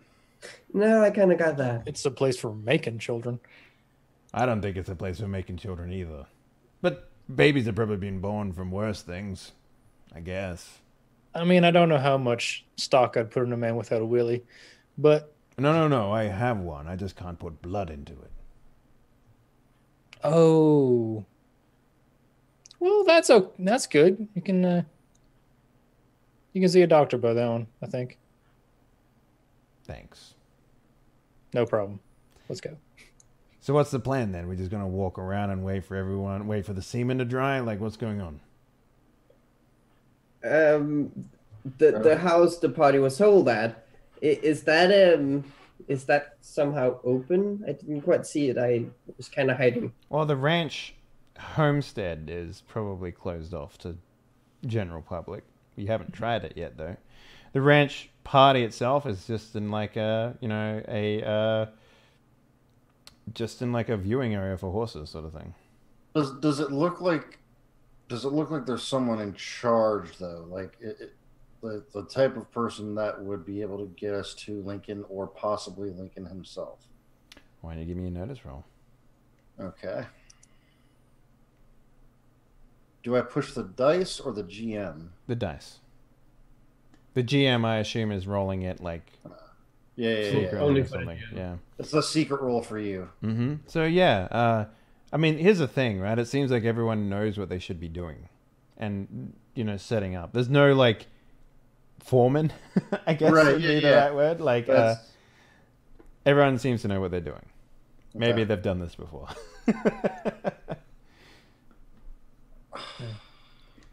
I wonder. See anyone leading this pack? I'm wondering if maybe me being a priest, I could. Bless the orgy, Father. Is that what you're going to get at? No, it's. You gonna throw some holy water on the prostitutes? Like, what's going on there? I mean, I could do that. I'm wondering like if it would be less like you say there's a homestead. I'm wondering if it would be less noticeable if a priest. I don't know. I don't know if that would draw more or less attention. Honestly, I think a priest being in this town is kind of like the thing that's probably the weirdest thing out of everything. All right. Well, Billy, maybe you and the boys might go up to the homestead, see if you can't find Lincoln. Yeah, I'll go knock on the door. Don't get into any trouble while we're away. I'll do my best. Trouble seems to find folks in this town, though. I think true. we're the trouble, Padre, actually. Garrett, Whose side are you on? I'm just pointing out the obvious. Garrett and I will hold down the fort, so to speak, out here. If it gets a little risque, though, I may have to go To the orgy? away from the orgy. Downwind. You can stay, Garrett. Upwind. Upwind. Yeah, don't go down with it. I S- don't understand. So we get Billy and Lester heading over to the homestead, and for the most part, you guys can walk up unabated, no problems. Knock on the door, and there's Before we get there, be like, all right, kid, you're so curious. Keep an eye out. I will. Anything weird? I will. All right then. Don't let that whiskey get in your friggin' head. So, dang on one. You sure that was whiskey? Kind of tasted like honey. I mean, it's pretty smooth. It's weird anyway. Usually there's some fire in it. Ooh, fire! I like that. So yeah, you guys walk on up. Do you knock? Do you look through windows? What do you guys do? I like take my hat off, like fix up my hair a little bit, and knock on the door. Mm-hmm. I'm gonna walk through round to the first window And to look in? see if I can see anything inside. The house looks like unlived in, if that makes any sense. But like it's almost bigger than the people that occupy it, if that makes any sense. It's a very large homestead. It's Texas. Yeah. So you get greeted by like I guess a housemaid or something along those lines, and she's like, she kind of like, you're looking through the window there, Lester, and she kind of like, cracks her neck and, realigns her shoulders, and then pulls her blouse down and then opens the door. And she's like, "Well, howdy." Hello, ma'am. Is Lincoln around? Oh, you after Mr. Mavis? Yes, ma'am. Just give a big, weird Gary Busey smile. Oh, he's rightfully busy right now. Perhaps you would like to maybe participate in the orgy that the town is putting on, and then maybe come after or before. Sorry, phrasing. Or during. Not some knee slap. Yeah. I don't understand. It's going right over your head, kid. I can understand he's really busy. I won't take up not a minute of his time. I just. Can you give me a notice roll, please, Mr. Dremebry? Oh, I don't have that. You don't? No. I think that's a -2 then. Do I have notice? No, I don't. I've got fighting, guts, intimidation, riding, shooting, survival. So notice is a what skill? I think it's smart. So yeah, smart's -2 roll, please. Jesus. And that's with. I don't think you get the wild die on that. Then I don't have any chance of doing it. I've only got a D4. Let me just hang on real quickly. No, you would get your wild die because you wouldn't even be able to make them then. Unskilled attempts. Yeah, blah, blah. He rolls a D4 and subtracts 2 from the total wild. Characters still get the wild die. So yeah. So just so roll. if I roll a 6 on my wild, then I'll get it. Yeah. So just roll a D4 and a D6 for me. Just roll a D6, actually. Oh no, you can still get so D4 and D6 because if you hit a 4 on your D4, then you get another 2, then it still counts, right? So just go smart. If you hit the highest number, the die explodes and you roll this die again. Mm-hmm. Do I modify it here? Or will it ask me to -2 it? I don't actually know. Try it. All right. So just -2 from those. Okay, so no, you didn't pass it. No. Can I also try to make a notice roll? No, this is for something else. So Adults only. No, not really. So she just sort of smiles. She just sort of smiles and he was like, "Anything else?"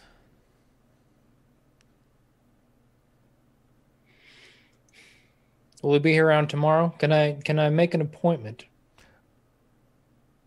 So he will definitely be around tomorrow. Don't worry about that. All right then. What was your name? She like blinks twice and then sort of like looks up and is like, "You can just call me maid." Wait, that's something fishy. Yep. Can I acknowledge a cult maybe?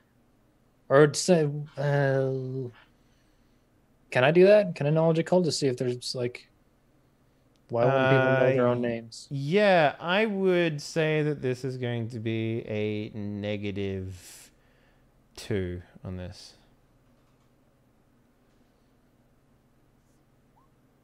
Oof. Yeah. Damn. There you go. That's a sign of that. So is there like a way to add the negative to that, the modifier? There's a skill mod like +0, so I'd have to like do it there. There's no like pop-up that would give me that. That's weird. Yeah, I don't know if that's something you can like make a checkbox for, like a modification on rolls. Yeah, I don't know why it like doesn't give me that option. Yeah, see, I just rolled. I just typed -2 in the mod. Yeah. Oh, And it edit. Oh, okay, cool. So yeah, just do that, I guess. Then Yeah. that's fine. Cool. It's just not a pop-up box. You have to do it. Right. Yeah, that's fine. Cool, cool. That was a Good roll. that was a really good wasted roll. Yeah, I know. And I was just gonna say I wasted my one good fucking. That exploded twice. So yeah. Yeah. There's a number of things. Like, what exactly are you like? Like, you can't just roll in a cult and be like, "Aha, fishy!" You know, like, what exactly are you trying to memorize? Because you don't have any books in front of you. You don't have any papers. This is from your hunting experience, right? So, give me an idea of what exactly you're trying to find out here. I guess like what variety of creature, what variety of like weirdness would cause someone to like not remember their name? Because like the guy at the bar didn't know his name. She blinked a bunch and didn't know her name, but everyone knows Lincoln. So it's not like a overarching thing. It's like specific. Yeah, the bartender doesn't know his name. Nope. Well, with a success like that, and you did get a that's with a -2, right? So that'd be 8. So Yep. Okay, no, you didn't get a raise. Yeah. So with a success, I mean, it is weird. There have been a number of creatures that can do this sort of stuff. I mean, I did get a 6 on the wild die. Does that? No, so the way that you get a raise, a critical success, is if you get 5 over the DC, which in this case is 4. But you didn't add the -2 to it, so you got an 8. So, Right. So that happens a lot with like D12s and stuff like that, but not so much with like standard rolls, right? So, Got it. yeah, because there's a number of creatures that do this. Some that eat memories, some that take on the forms of other people, some that shapeshift. There's you've heard stories. You haven't killed many things like that. A lot of what you've killed is probably like your road variety stuff. Yeah. But maybe the biggest thing I've ever killed is a werewolf or something. Yeah, I would imagine something like that. So there's a number of things that could do this. In fact, it might also be like something in the water. Like the whiskey itself might have something to do with this. Poison the water hole. Exactly. There's plenty of things that could possibly do this, but you do agree that there is something occulty about what's going on here. It doesn't smell right. It doesn't sit right with your gut. Mm-hmm. But I don't know like what. You can't pinpoint it. I mean, if you had access to like any options, like it could either be like this or this or this, but like I'm not sure. Well, I mean, it really depends on like how long you've been hunting things for. Like, honestly, this game is really specific about like if you want to find information, you go read about it, or you find someone who's hunted it before, or what have you. Just getting an inkling off something to see if it's occulty is kind of good, right? Like occult in a lot of cases is this rune occulty? Well, yes, it is. Yeah. So occult in the way that's like it's not a monster that's doing this. It's like magic-ish. Yeah. Maybe. Yeah. It could be a number of things. So. Is that like a distinction that we could make? Is like it's not like a monster that's. All you need to know is if you need to find out who's affected by this, maybe ask for people's names. I don't know. Like that's what I can give you from a success. Yeah. Um, I'll think I'll like act like I misheard her and like Mary. yes, that's exactly it, Mary. Ah, Mabel. I'll shaking my hand like Billy. It's a pleasure to meet you, Mr. Billy. I'll see you tomorrow, Mabel. It's Mary, but thank you. And if you're at the orgy, maybe I'll see you there. Maybe I will. Maybe I will. I'll like give her one of the creepy wink because Gary Busey just like there's something about that's already not right. Yeah, and then I'll walk away. Yeah. No? Yeah. No. So, boys, you want to take a break? Yeah, it's about that time. Many thanks to our Patreon supporters for this week's episode. Head on over to patreon.com/Henley to support the growth of Die Hard.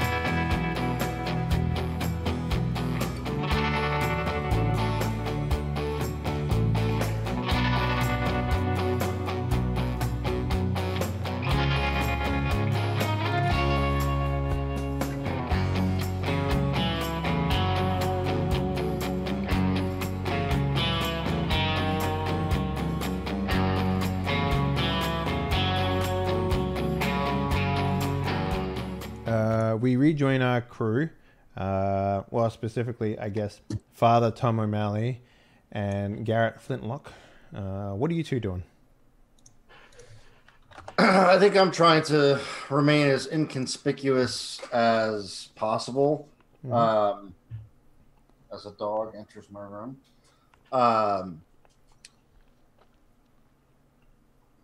kind of, I don't want to say hiding behind Garrett, but like letting him kind of stand out in the forefront.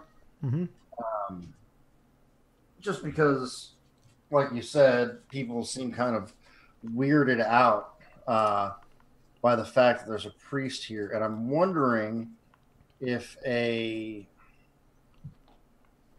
a faith check, would that be the same as like a religion check? Like, can I use that to see what these people believe in? Like, what type of church they go to? Is there a church? That kind of thing? I mean, that sort of check would be very hard to make unless you actually found the church, you know? The church, whatever. Okay. Well, okay, how about, can I use it to see if there are any what may be considered religious iconography, whether Christian or otherwise? Okay. Why don't you use a notice check, and you could have checked the people in the saloon when you were there, like a retroactive check. So do notice? It's not faith. I mean, you'd have to see what iconography they have first, right? Okay, I got you. Okay. Yep, I wasted all my good rolls. Okay, that's fine. Yeah, critical The failure. one good roll. All right. So you're just pondering, you know. So Garrett's just sort of looking at you. He's like, "So, Padre, why exactly did you sign up for this fucking chase? I mean, you could get another flock, and people turn to God pretty easily these days." Well, the man that stopped the massacre, or at least put an end to it, was a marshal, and he brought me to Texas. So I felt I owed it to him, and also I feel a calling from the Lord to help put the wrong right.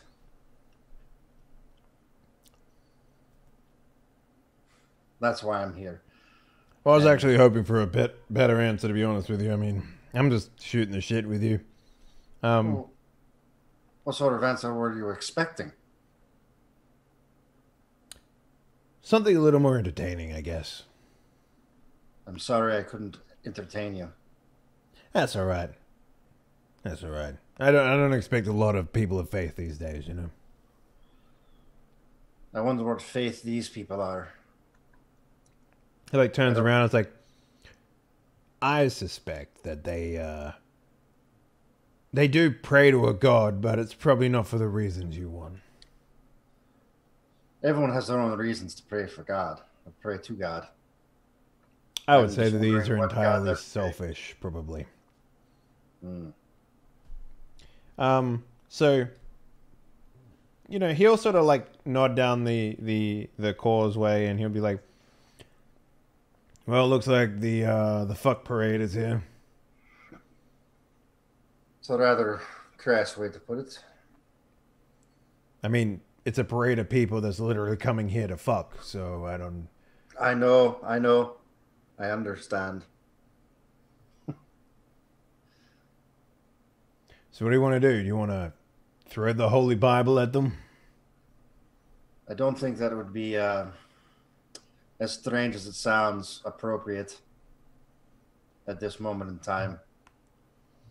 I say we leave the sinners to their sinning for now.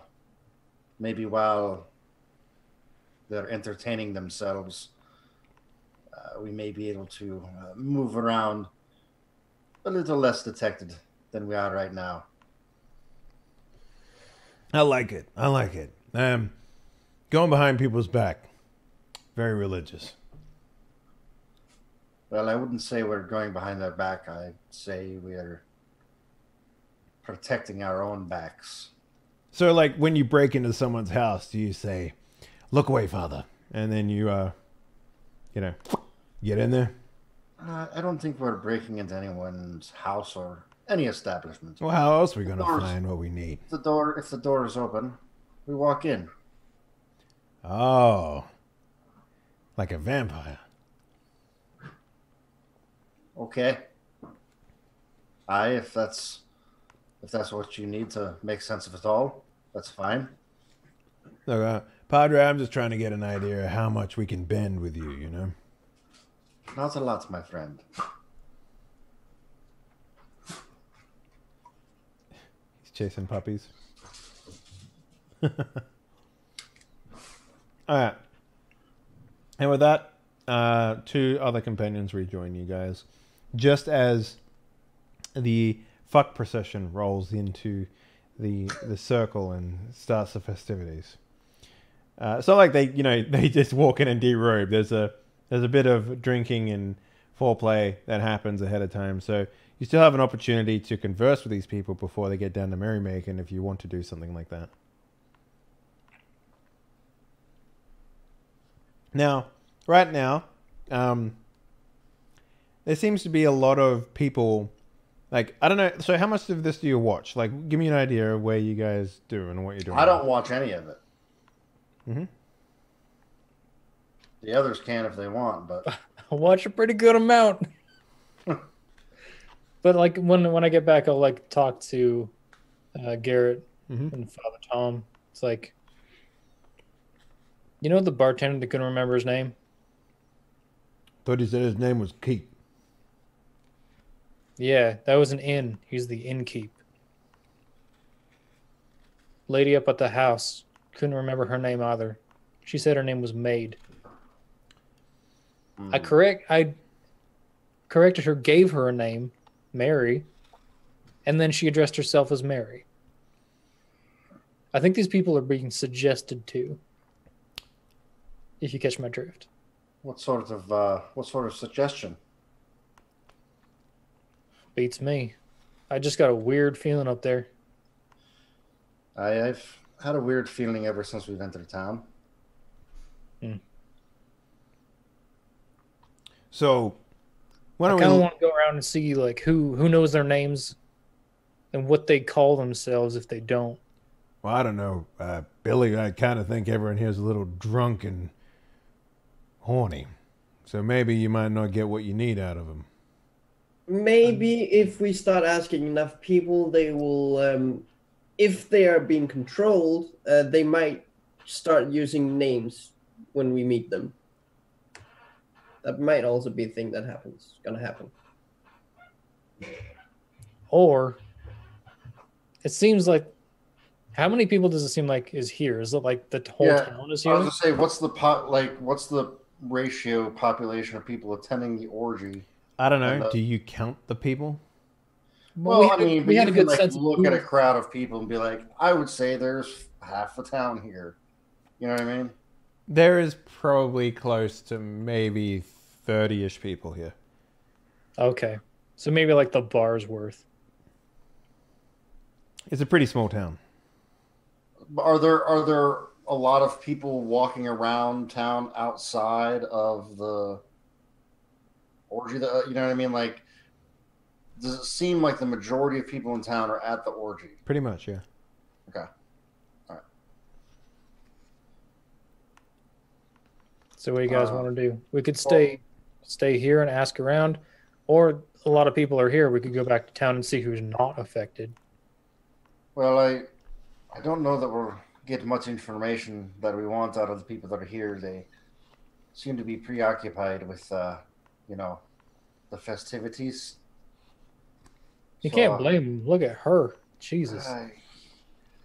It may be more worthwhile to poke around town a bit. At this May point, draw you less guys are attention gonna to ourselves. start getting approached by. Not me, because I'm leaving. People wanting us to join in or something. Yep.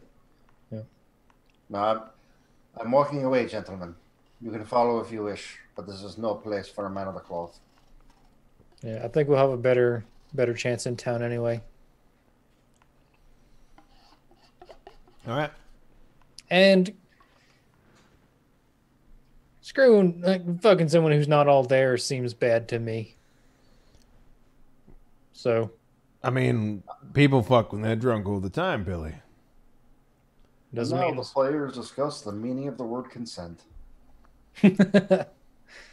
Well, I think everyone is kind of consenting at an orgy. That's kind of how it works, right, Padre? there's a distinct seems like lack of awareness, right? I'm getting the feeling that these part of people's minds are not their own. Same.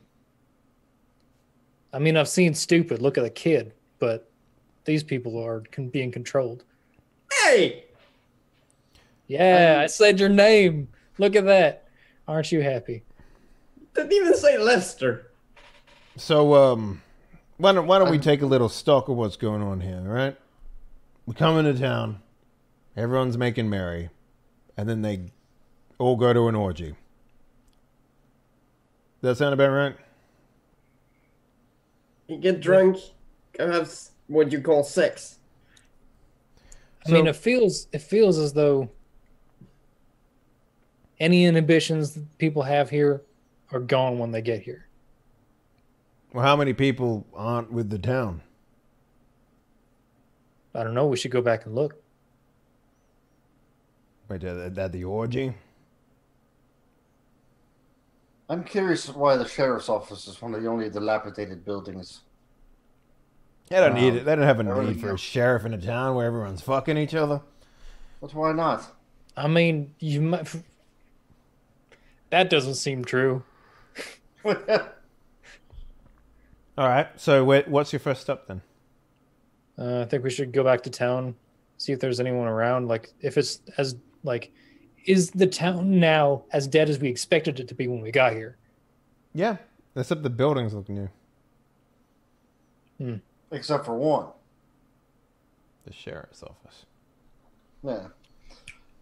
I mean, I'll suggest that we check out the sheriff's office just because Yeah. there may be something there that may point to why. You know, I mean, sheriffs keep files of shit. I mean, who knows what's in there? But it seems strange to me that, I mean, I get that they don't give a fuck about having a sheriff or whatever, but it seems very strange to me that they would leave one screwed up looking building while everything looks really nice. Almost like they're trying to get people not to notice that building, but because it stands out so much, like they didn't do a good job because it stands out so much because it's so run down, while everything else is. Sure. All right. So you guys arrive at the sheriff's office, and it is dilapidated, holes in the wall, from it crumbling. Going inside, there's not a whole lot in here aside from some empty cells and some beds that are, rotting away. There's no files or nothing. The desk has been taken out of here, and there's not a whole lot left in this place. Is there a cellar outside? A cellar? Yeah, like any kind of root cellar or anything underneath the building? No, it's just it's almost like a two room place. Yeah, no second level at all. No, it's very, very small, very, very small. Like this was a frontier town, and the sheriff's office was probably the first thing they got built, and probably the only thing with iron in it, right? So,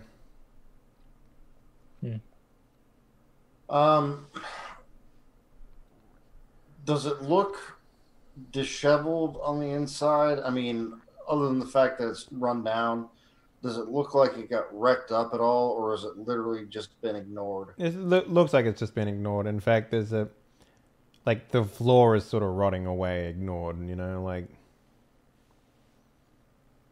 right. Well, we ain't got. I don't know how long these orgies last. They might last all night, so we don't know how much time we have. We should split up, look in buildings. All right, let's move on. Don't go inside too much. Just check them, check in the windows if you can. We meet up back here. That sounds good. So, what type of buildings do you want to hit?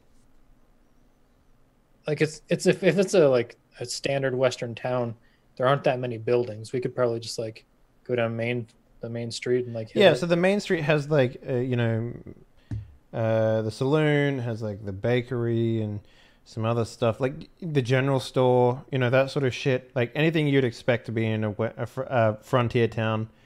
Is there a church here? No church.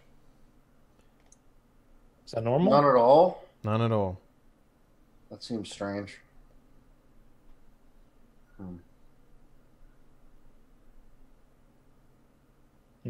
Is there a place that looked like it used to be a church, but like a vacant lot kind of thing? I don't know. Give me a notice roll. Oh, hey kid, do you want to do? Anyone with a notice skill? Do you want to do that? What do you need to look for? Like a vacant lot that church. used to... Something that may have used to have been a church, or maybe a church got torn down and there's just a vacant lot, empty lot. I'll quickly look around. I mean, yeah, it's a little far off. It's up a hill, and it definitely looks like this place has been torn down, especially since you got a raise. So, I see a church up there. Well, used to church up there. Good job, kid. Well, if you two would like to continue exploring the town during the orgy, I might go have a look just up in that area, see what I might see. I'm curious why the church would no longer be there. Is it on the way? Is it So there's the ranch over one side, and then there's Church Hill, basically up another. Okay. Yeah. So to get up there, we walk past the orgy. No, it's in a different direction. Yeah. Okay. Either side of town, I'd say the churches are best. We should go there together. Yeah. So you all go over there, and it definitely looks like the foundation of a church, and it has been demolished. Told you, church. See, I am smart. I know some things. Oh, golly. The eyes of the child are the eyes of the Lord. You did good work, son. I got a compliment. I'm good. Yes. Okay, don't be cocky, kid. In the debris, can you tell how the church was destroyed? Was it a fire? Was it dismantled? I would say there's a bit of both. Okay. It's at that point you guys start hearing the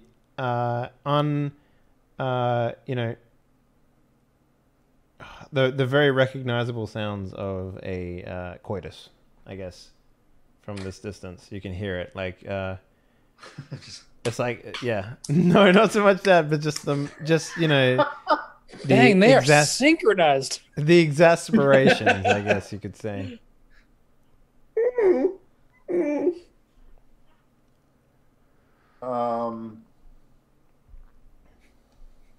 Birds sound funny tonight. I love the sound of nature. So, Garrett will sort of like look over in that distance and be like, God damn it. What? Kid, Yeah? look after your Becca, okay? My what? he just turns back to the Padre and is like, I envy a man who willingly gives it up. I didn't get that choice. But It's a sacrifice that we make in respect of our Lord. what's a pecker? Quick aside. Do you have any blood? Is that why you can't get it up per se? It's just gonna give me your knife. Taking my Bowie knife and hand it over. he just like holds it. It's quicker to demonstrate, and he just stabs himself in the thigh and pulls it out, and it's just like, yeah, nothing. Here you go. Take it. I was like, that's A no could have been a good answer for that. No, what I'm saying is not a lot hurts me anymore. I mean, it's useful in some situations. Anyway, we should look around to see if there's anything they left here. It's at that moment that you hear a blood curdling scream From the orgy or from the town? from the orgy. So Can we see the orgy from here? Or can we just hear Fuck it? no, it's just within earshot, but it's definitely like on the opposite side of the town, if that makes sense. Okay. This town is not very big. You could run across it in like a minute flat, So real quick, I think Oh my god. before you had said that there was a scream, which now I'm interested in. One thing I wanted to do was pray, if I could. Sure. What would you like to pray about? I wanted to detect Arcana. Basically, I'm going to say a prayer asking the Lord if he can tell me if any supernatural persons, objects, or effects are within sight or have been used in the area of the church. Detect Arcana. Whereabouts is that? Page 99.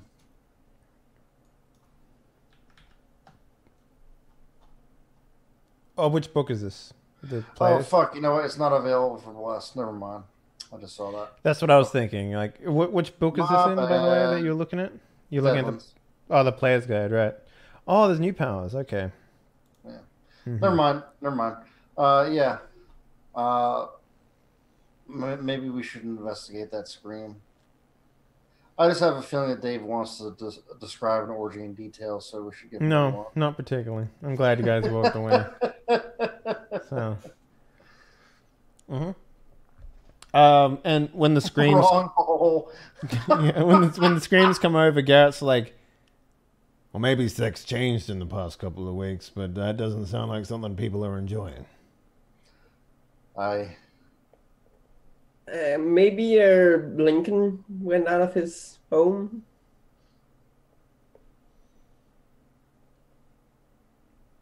he like I think it's Garrett like pulls out a revolver and he's just like, he cocks the hammer back and he's like, Well, I'm gonna shoot me some Beckers. and then he starts walking towards the What's a orgy. pecker? It's a Is bad that person. is that an aberration? Yes. A pecker? Yes. Look out for werepeckers. I think as we're headed that way, I will unconceal my weapon, so to speak. Mm-hmm. What kind of aberration is a pecker? It's, Kid, As can we you walk- shoot a gun? What's going on with you? I have a bow, and if they get too close, I can, well, accidentally blow everybody away. At least last So the time. answer to the question is no, Garrett, I can't shoot a gun. I have a stupid bow in my back like a stupid Indian. Yes. Then say that. But I can do magic. Ish. But I You need would- the stone. you would and not- people would give me You the would not ghost re- stone. you would not refer to it as magic. It is 100% science. Like, yeah. But I can do science. But people, the man didn't want to give me ghost rocks, so I don't really know if I can do that. So yeah. So what's the plan, guys? Well, if there's nothing We're- here, yeah, I think we're gonna head towards the orgy. All right. I get on my horse and ride headlong into the orgy. Yeah. You guys left your horses hitched up at the saloon, right? So, you guys, how quickly do you walk over there? Run, jog. I'm on horseback. Brisk pace. Okay. You're on horseback? I don't remember you unhitching your horse, motherfucker. Okay, sure. You guys make your way over there. I mean, we got to go through town to get there anyway. Sure, you Yeah, want so- to you want to grab the horse, is that what you're saying? Yeah. Okay, cool. So I'm you gonna guys, just try to keep up. yes, you guys walk over there, jog over there, brisk walk over there, whatever you want to call it. The power of Christ compels you over there. And the sight that you see is not one that is, well, traditional orgy, I guess would be the correct way to describe it. There are people here that are, well, feasting on like a handful of people in the middle. There is the lady that was blocking the door of the saloon before. She's like backpedaling and shooting wildly at a group of townsfolk who have basically their faces are covered in veins and their mouths are covered in blood, and they look ravenous. A couple of people, one person is laughing while the skin is being pulled off of their bones, and a couple other people are being consumed. And it's worth pointing out that these people are naked as well. The woman that is running towards you, she has, she doesn't have a top on essentially, but she still has her bottoms on. Yeah, she looks very distraught and she's bloodied and bruised. Is she running towards us in fear or in? She's backpedaling while shooting people, basically. Okay. I'll ride up beside her on the horse and just be like, get on. Is that how what you guys call it, have sex? Jesus, kid, pay it. Oh, my God. So she'll jump onto the back of the horse, and just start. Basically, she's like, "Fuck it, get me the fuck out of here! Jesus Christ, just row." Like, So, like, is there like a safe distance away that we could get to? probably out of the town.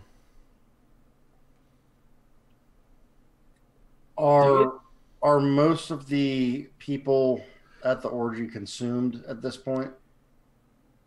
Yeah, or in the process of being eaten, or skinned alive, one of the two. Was she? Right, and She the wasn't people- hurt. Sorry, was she? No, she doesn't appear to be hurt. She's Okay. bloodied, but doesn't appear to be from her wounds. Yeah. But the people that are eating other people were originally participants at this get together. Yes. Okay. Like, as she says that, I'm like, is there anyone at the house, the ranch house? I don't fucking know. Ride.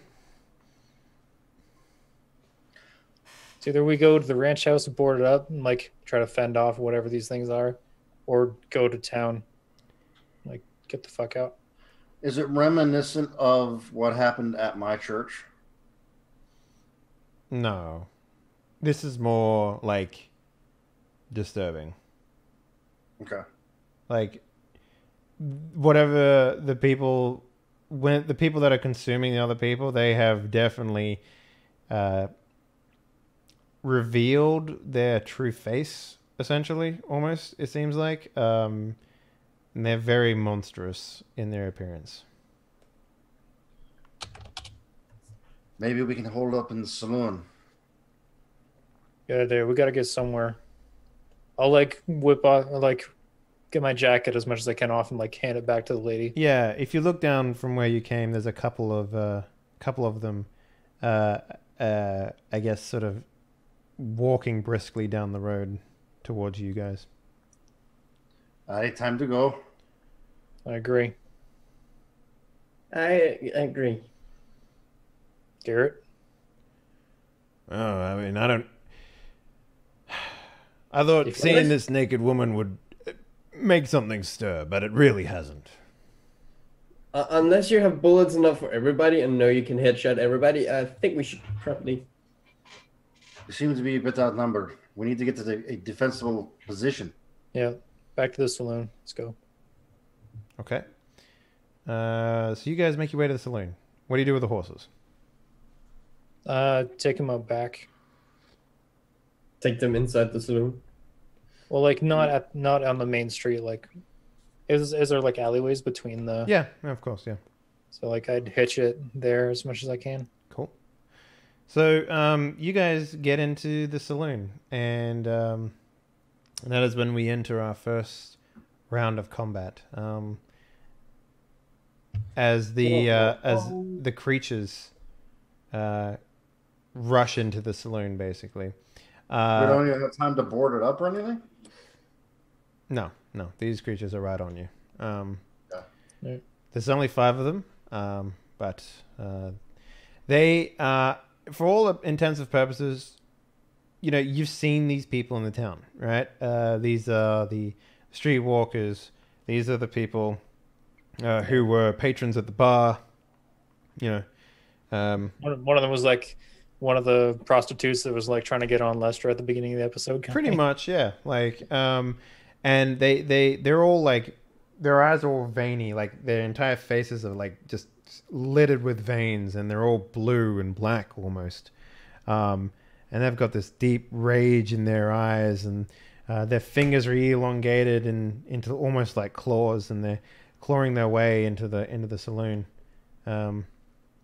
So Is the guy that was watching us? Is he one of them? you mean the one that you pulled from that you witnessed before? Yeah. No, he is not with them. Okay. So, combat. The way that we do this is pretty interesting. Initiative is based on cards that you pull from a deck. So, let me read this real quick to get an idea of where we go. So, you have 2 allies in this situation. You have the half-dressed lady, and you have Garrett.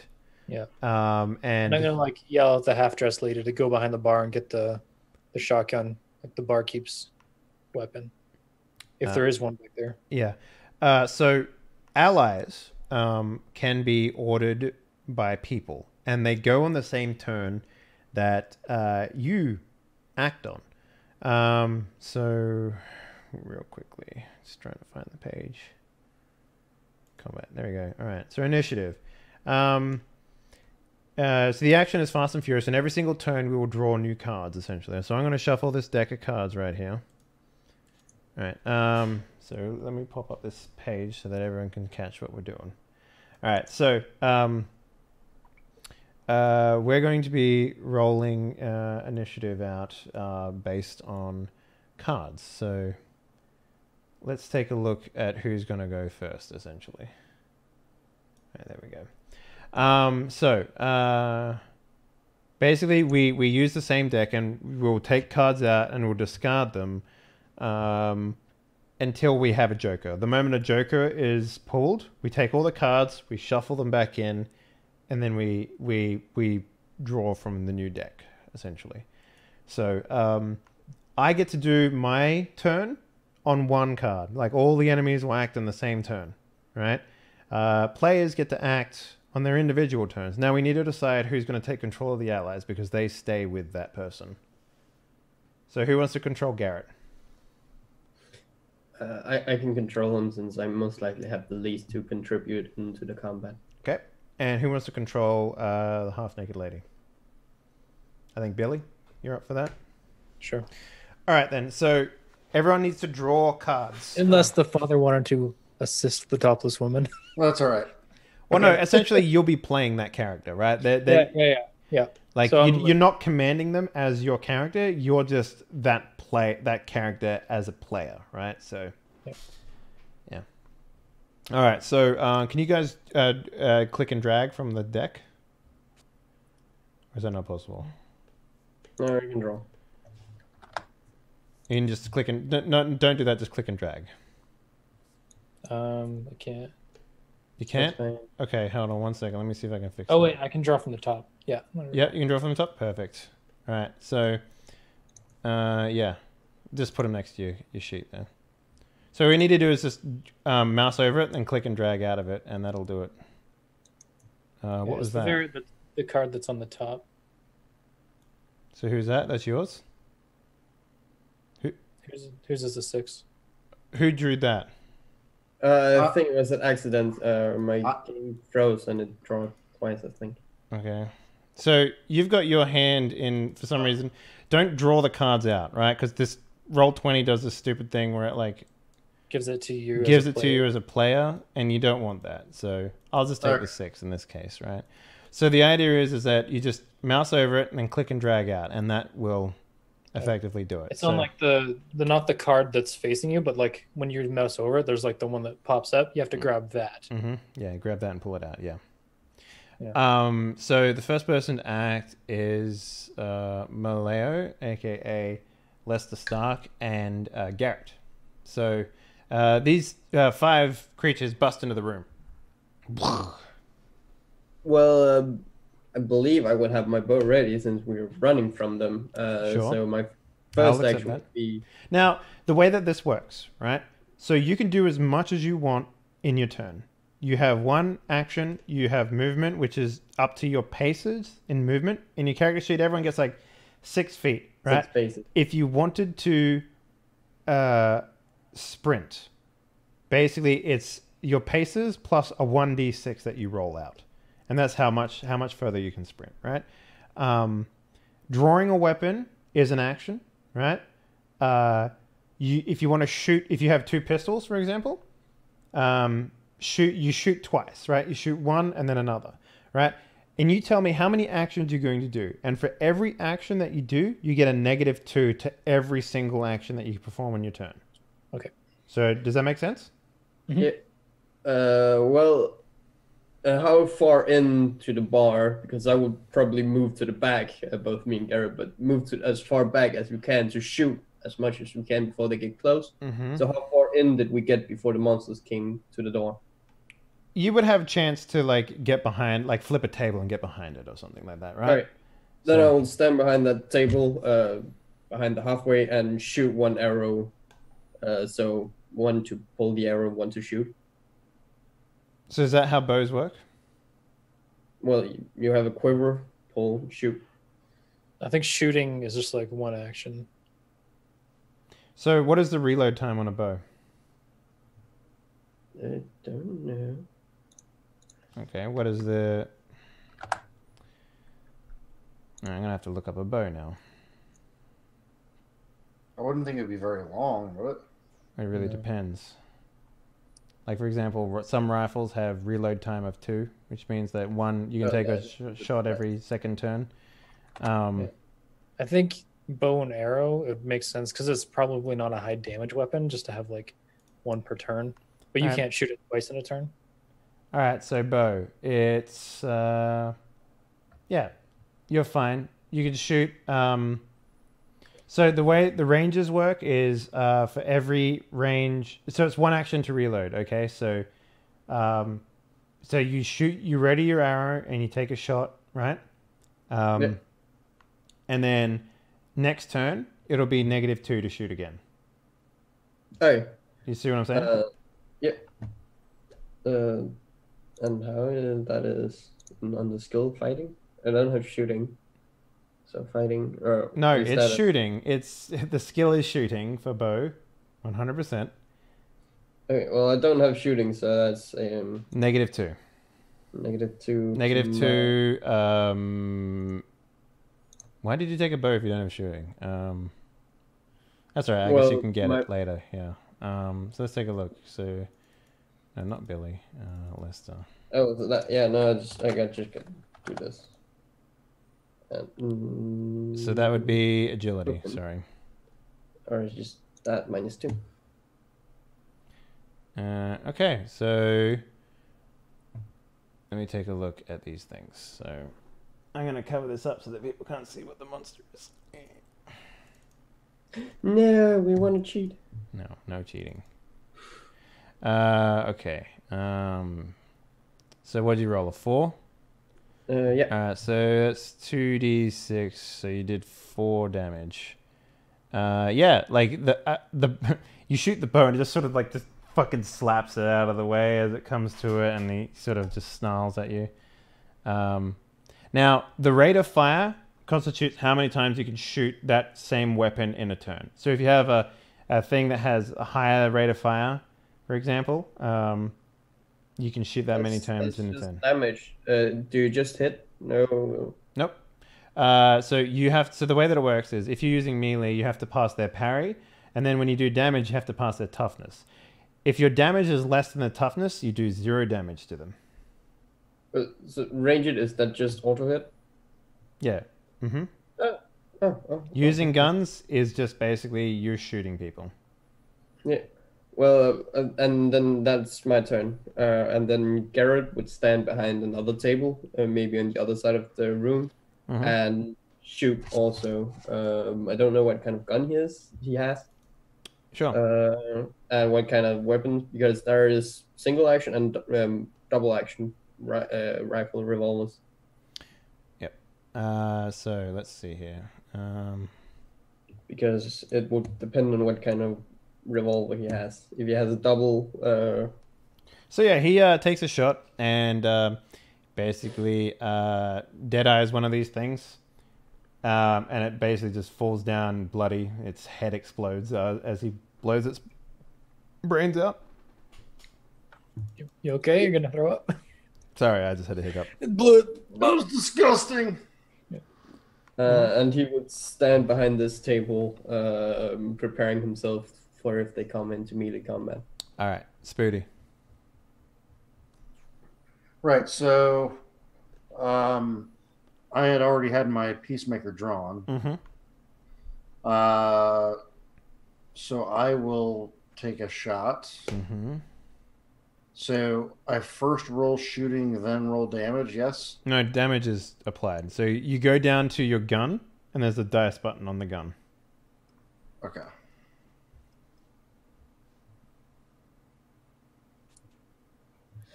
There you go. Yeah. I don't know. Maybe you have like a little rosemary around your hand or something like that. But when you shoot this thing, it just like middle of the forehead, brains everywhere. Nice. So, just a quick question: what is the shooting skill for? Shooting. So I don't see that roll in here. I just see I rolled damage. So did I.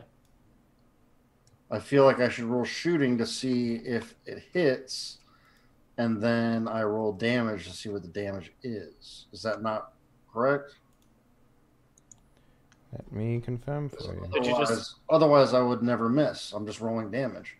Yeah. Are you clicking the weapon type? Shooting skill covers everything from pistols to rockets and launchers. The base TN to hit something at short range is 4. Okay, so yeah, you would roll 4 to hit, I guess, first. So Okay, so let me roll shooting.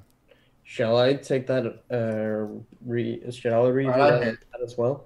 well, I mean, it doesn't matter because your bow didn't hit, but we'll roll Garrett's stuff No. Okay.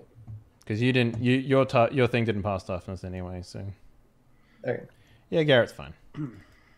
Yeah. And I definitely hit as well. So Yeah, no, you're good. Yeah. so that damage is good. Mm-hmm. Okay. All right. Yeah. So all right. So now it's the marshal's turn, and the marshal is going to pay one of his tokens. And he is going to attack with the creatures. So let's take a look here.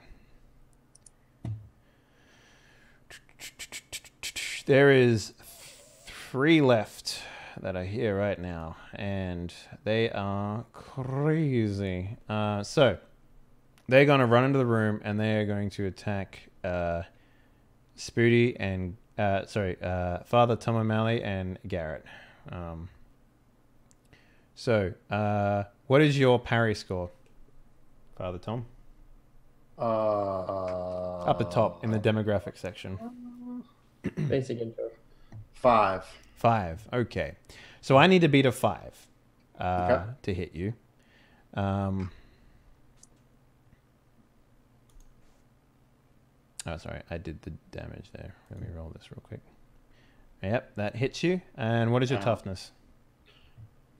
Same place. It's +1 because of the armor. So it is. Oops, hold on. It is 6. 6. Okay, yeah, you're fine. Basically, this razor sharp claws come in and swing low at you. So you did 8 damage to me? No, that's my Right. fighting attack, and the damage is the claws. So it's Oh, fighting, I see. I got you. Okay, so cool. fighting versus parry, damage versus. Oh wait, toughness. hold up. Makes Does sense. his claws not have any dice attached to it? Oh, it totally doesn't. No, that's right. Yeah, no, it's a D8. Yeah, that's totally right. Yeah, That's totally 1d8. Yep. Okay. And the next one will attack Garrett. What is his parry? Okay.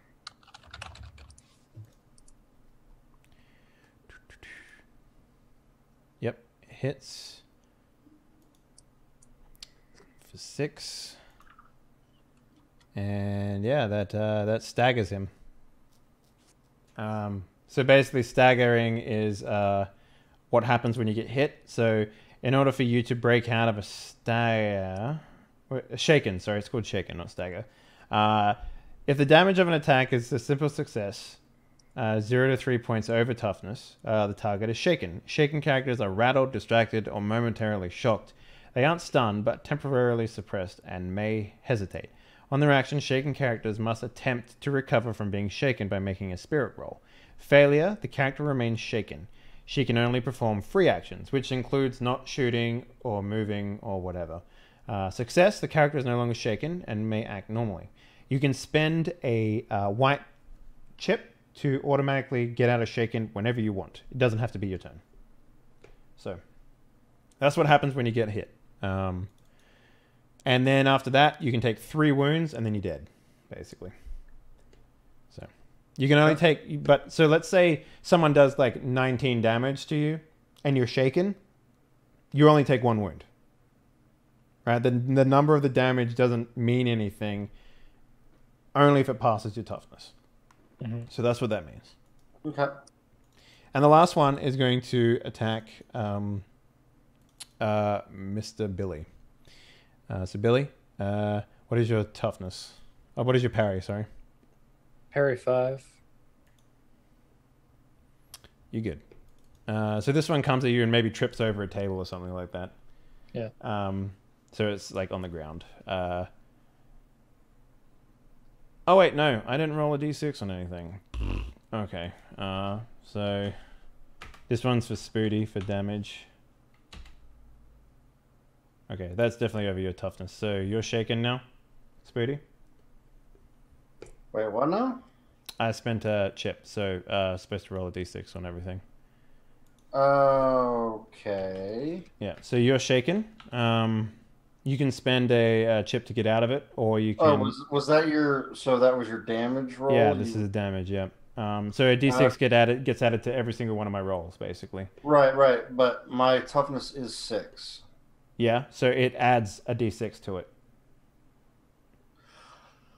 Oh, so it was actually like a I passed the 4 toughness + before, 6. but I didn't Yeah. pass... I passed your parry, but I didn't pass your toughness, so the extra d6 adds to it, so... Gotcha. All right, so I'm shaken now. All right, so 1 + 1. Okay, so it doesn't trip over, Billy, for yours, but it still misses you. So, Yep. Yeah. All right. And now everyone will draw new cards. Oh wait, No, sorry, okay. wait. We didn't take turns. We didn't take turns. Sorry. Drama, you're up. How does Fan the Hammer work?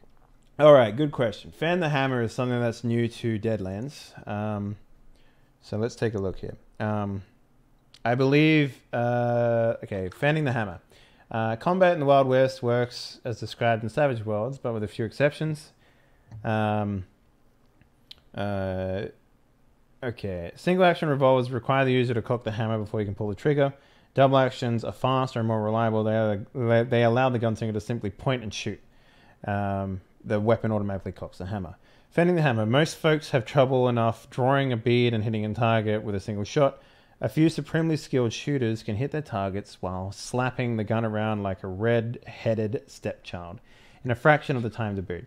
A gunslinger who wants to fan the hammer holds the trigger down on a single action pistol while repeatedly slapping the hammer with the other hand. Assuming his 6-gun is fully loaded, he may fire up to 6 shots in a single action as if taking an automatic fire maneuver. Each shot suffers a -4 shooting modifier, but where you lose in accuracy, you make up for putting lead in the air. Now, you have some abilities, right? Yeah, hip shooting reduces the -4 to a -2. Okay, so the way that this works is you're going to be making you're going to be making 6 attacks to hit, right? And they each come at a -2. Yep. So, And I'm spending my blue chip. and you're adding a d6 to that. Okay. Yep. Is it d6 per shot? It is, yes. Sweet. So, Holy shit. yeah, they're very powerful, which is why I was able to add one thing to every one of the attacks, right? So, Yeah. Okay, so here we go. 6 shooting skills. with a -2. So make sure you add the -2 to it. Oh, yeah. Oops. -2. Okay. So 5 more. 1, 2, 3, 4, 5. Real quickly, I just want to see, because your first shot was a fucking critical fail, so I want to just check that real quick. I don't think that matters. I think it does. I think it does something. It does matter. If you hit a 1 or 2, then you might hit an innocent bystander. Okay. I'm just looking for it to find the page for you. So the extra d6s only count towards damage, not... No. The d6s count towards this. So by simply having an extra d6 in there, you cannot, unless you roll another 1. So do you want me to roll? Real quick, I just want to make sure that I understand how this works. So, where is it? I'm just gonna look in the combat section. If you're looking for the 1 and 2 thing, read Savage World, page 74 in the page, or 73 on the book. When an attacker misses a shooting or throwing roll, it may sometimes be important to see if other targets in the line of fire were hit. Wait, where are you reading this? I'm on page 73. I don't see it. Innocent bystander. Okay. Each miss that comes up on a 1 or shooting die indicates a random adjacent character was hit. If the attacker was firing on full auto or shotgun, A roll of 1 or 2 hits the bystander, rolls damage normally. Okay. Horses and other animals are possible targets when firing. Okay. So, let's see. Roll me 66 for me, please. Oh, yeah. So the first one is a critical fail. So there is 1, 2, 3, 4 people. So roll me a 1d4. Here's the order. Father, Tom O'Malley is 1, Lester Stark is 2, Garrett is 3, and Half Naked Lady is 4. So 2. So that's Lester Stark. Oh, no, Garrett, right? What did I say? No, Lester Stark was 2. I think that was me. Yes. So what is your parry? Not parry. Yeah, what is your parry? Parry's 4. Oh, wait, no. Sorry, it hits you. It just hits you. My toughness is 7. Okay, so now we need damage for the first one, please. This is with a d6 added onto it, by the way. Is that an extra d6 roll for the damage? Yes. Where do I mark that? Just on your gun. Down on your gun. Just roll. Can I just add another d6? Yeah. Okay. Cool. Okay, that definitely hits him. So you're shaken, Lester? Yep. Now let's do the other one. So what's the damage? Just roll that 6 more times without the with the d6 extra. 2, 3, 4, 5. Is that? So next time, all you need to do is just add the miscellaneous. Don't add an extra one to the Okay. to d6 there. Okay. There is no miscellaneous. There isn't? There should No. be. It's number of dice plus a 1. Unless you can put a plus d6 in the 1 category, there's no way to do it. Mm-hmm. You're right. That's so weird that they'd have that then. Anyway. Okay, so this is at 1 target. How does that work? Full auto. Let's take a look here. I'm pretty sure it'd be like multiple targets. Yeah, because it is a full auto, right? So Yeah. automatic fire. Okay. His 5th shot is also 2 ones. Okay. Well, but he got he didn't get a 1 on the d6s though. So Right. These are just damage. These just stack up against toughness unless... yeah, I'm just trying to see how many targets you can hit. Okay. So I don't think you get to hit more than 1. Really? That seems dumb. Oh, I'm just trying to work out. Sorry, give me a second here. Fanning the hammer. In a single action, as if taking the automatic fire maneuver, which I just read. An automatic fire does not allow you to take multiple targets. So let me read it. Automatic fire, blah, blah, blah. Regular firearms to attack with a fire, blah, blah. The weapon has a... Yep. Okay. Okay, yep. Okay. For auto. Suppress fire. Instead of attacking specific targets with fully automatic, spray the area with lead, hoping to kill a large number of victims. Suppress the area. Target places medium burst template on the table, including exchange of range modifiers, blah, blah, blah. If the auto takes all targets within the possible area make spirit rolls, adding to the cover modifiers that they would have normally against range attack those rolls. Those that fail are shaken. Okay. So I guess I add spirit rolls to it to add to the toughness of these people by the sounds of things, because you're not particularly aiming. That's what it sounds like. I'm just kind of like... Yeah. So I'll do that. I'll make a spirits roll for the 3 that are left. Okay. Okay, cool. So, does that add to the toughness? If successful, okay.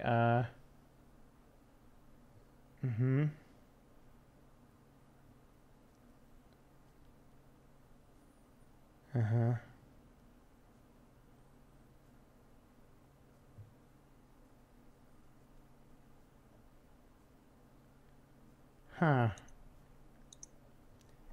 Okay. Sorry, this is like a lot of this is sort of just.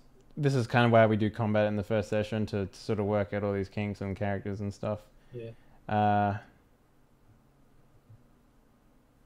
So like, what's the number if that the I have attack is successful, all possible targets within the area make spirit rolls, adding to any cover modifiers they would normally have against the roll. These who fail are shaken. Those who roll a 1 on the spirit die, regardless of wild die, are actually hit by the attack and suffer damage normally. Okay. Suppressive Okay, fire so- uses. Okay, so I don't think it. What does it add though? What does it add to the toughness? I think it. It doesn't tell me. That's the thing. It Doesn't. doesn't tell me. If it doesn't tell you, I don't think it does add to toughness. It just like replaces toughness with spirit, maybe. Well, that doesn't. Yeah, I Like, mean, it doesn't- no, that doesn't seem right because then you'd get like a toughness of like 7 character, and then you fan the hammer at him, and he has a toughness of 2 because of his roll. That doesn't seem right. I'm gonna take a look at the. I mean, they're not taking cover either, though, are they? They're just kind of going in. Well, I'm gonna. Well, I mean, you're not exactly like. Do they get medium cover? They might get medium cover, which is a -2 to the attack. I mean, are they smart enough to do that? Well, it's not about them being smart enough. It's about you missing your shots. That's what the spirit roll is. Them being, aware of whatever it is. Let me read this again. Adding any cover modifiers I normally have against. Okay. Oh, okay. You make spirit rolls if they're in cover. Right. That makes more sense. Okay. So if they pass their spirit check, they add the cover that they had. If they didn't, then they get overwhelmed. So it's basically like a cool check, right? Like if you're fanning the hammer at someone and they're behind like a pillar or a tree, them failing it means they sort of lean out and get shot, and them passing it means they keep the cover that they had. Right. Okay, that makes more sense. Okay, cool. Then they don't get cover just magically, so they still get their toughness check. So did you roll? You did. Okay. All the extra d6s are included in the rolls. Yep.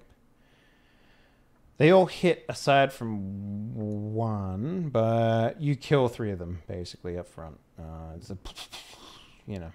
And Wing Lester as well, with like the highest damage shot that I took. Oh yeah. So Lester gets shaken. 1, 2, 3. Yep. You basically fan off the other ones, and silence basically fills the room. Like, the room deadens, and the lady is like holding out her pistol, and she sort of looks at everyone, and then she remembers that she's half naked, and then she just sort of just covers up a little bit. She's got my coat. Now she's Yeah, modest. but it's like open Yeah, at she the probably front. just like grab it and like. Yeah, it's probably just like tightens it or whatever, and it's just like, well, it's a little different when you're pulled out of an orgy, like. It's like imagine getting down with your partner and then your mum walks in the room. You're not gonna be like, you're gonna cover up. So Well, like she has my coat, so she's probably like. yeah, no, that's what I'm saying. She covers up. Now, am I still shaking? No, shaken gets removed. Like at the end of the scene. Okay. And I'm sorry, I may have missed it, but what effect does that have on me in combat? So it basically can't means that you can't take actions. You can't shoot and you can't move. But Okay. on your turn, you can decide to make a spirit roll, which will, if you succeed, it'll remove shaken. Okay, all right. Or spend a white chip at any time to remove it. Yeah, so you can spend it at the start of their turn if they're going to do damage to you, and before damage is applied, you can spend a white chip and then just take shaken again, sort of thing. So Okay, that's cool. yeah, it's basically just like a buffer between you getting wounded and not. So Yep. yeah. So So is the combat over? Yes, the combat is over. Okay. All right, so shuffle. Okay, so Garrett just sort of looks around. And is like, "Good shooting. I really felt that one." Aye, that seemed to work out quite well. So he'll go over and he'll like kick one of the corpses. And it's like, it's like, "What are these things supposed to be anyway?" You call it a pecker. I was talking about my penis. What the hell's wrong with you, kid? I asked what kind of abomination they were. Please You said it just stop talking. Yo, Oh, like- tits. And, you know, he'll refer to the lady as like, "You got something going on. Why don't you tell us all what's happening here?" Can I do? Oh, First of Yeah. all, lady, what's your name? Do you have a name? Do you remember your name? Yeah, her name is Minerva. She was like, "That's Minerva." Shut up, kid. Like, thank God. Someone who knows their actual goddamn name. What the hell are you talking about? What are those things? What is happening here? Hell if I know. We were sent here to figure it out. I think it was the hooded man. The hooded man, the cloaked man. Was there anyone else that didn't turn into one of those things besides yourself up there at your get together? What do you mean? I mean, these used to be townspeople, did they not? I guess so. I just came here with the group that I normally have. We And had who a- are they? You I want me believe to we tell talked them to their one of them. names? I believe we talked to one of them when we got here. Yeah, that was Epps. Real And your- go-getter, that one. And your group is here for a reason, I'm assuming. Well, we heard that there was a new upstarting town that was very welcoming to strangers, and we figured we'd look into it. Fair enough. Did anyone else from your group survive what just happened here? You fucking saw it, didn't you, Padre? Aye, but I don't know who your friends are. Were you the only one who got away? Got away. Did you manage to see that? Why do you have a fucking child with you? We're taking care of him. He's orphaned. So you bring him Yeah. to a frontier town known for orgies. Good job. They're all. This was a ghost town. That's what we were told that told. there was nothing here.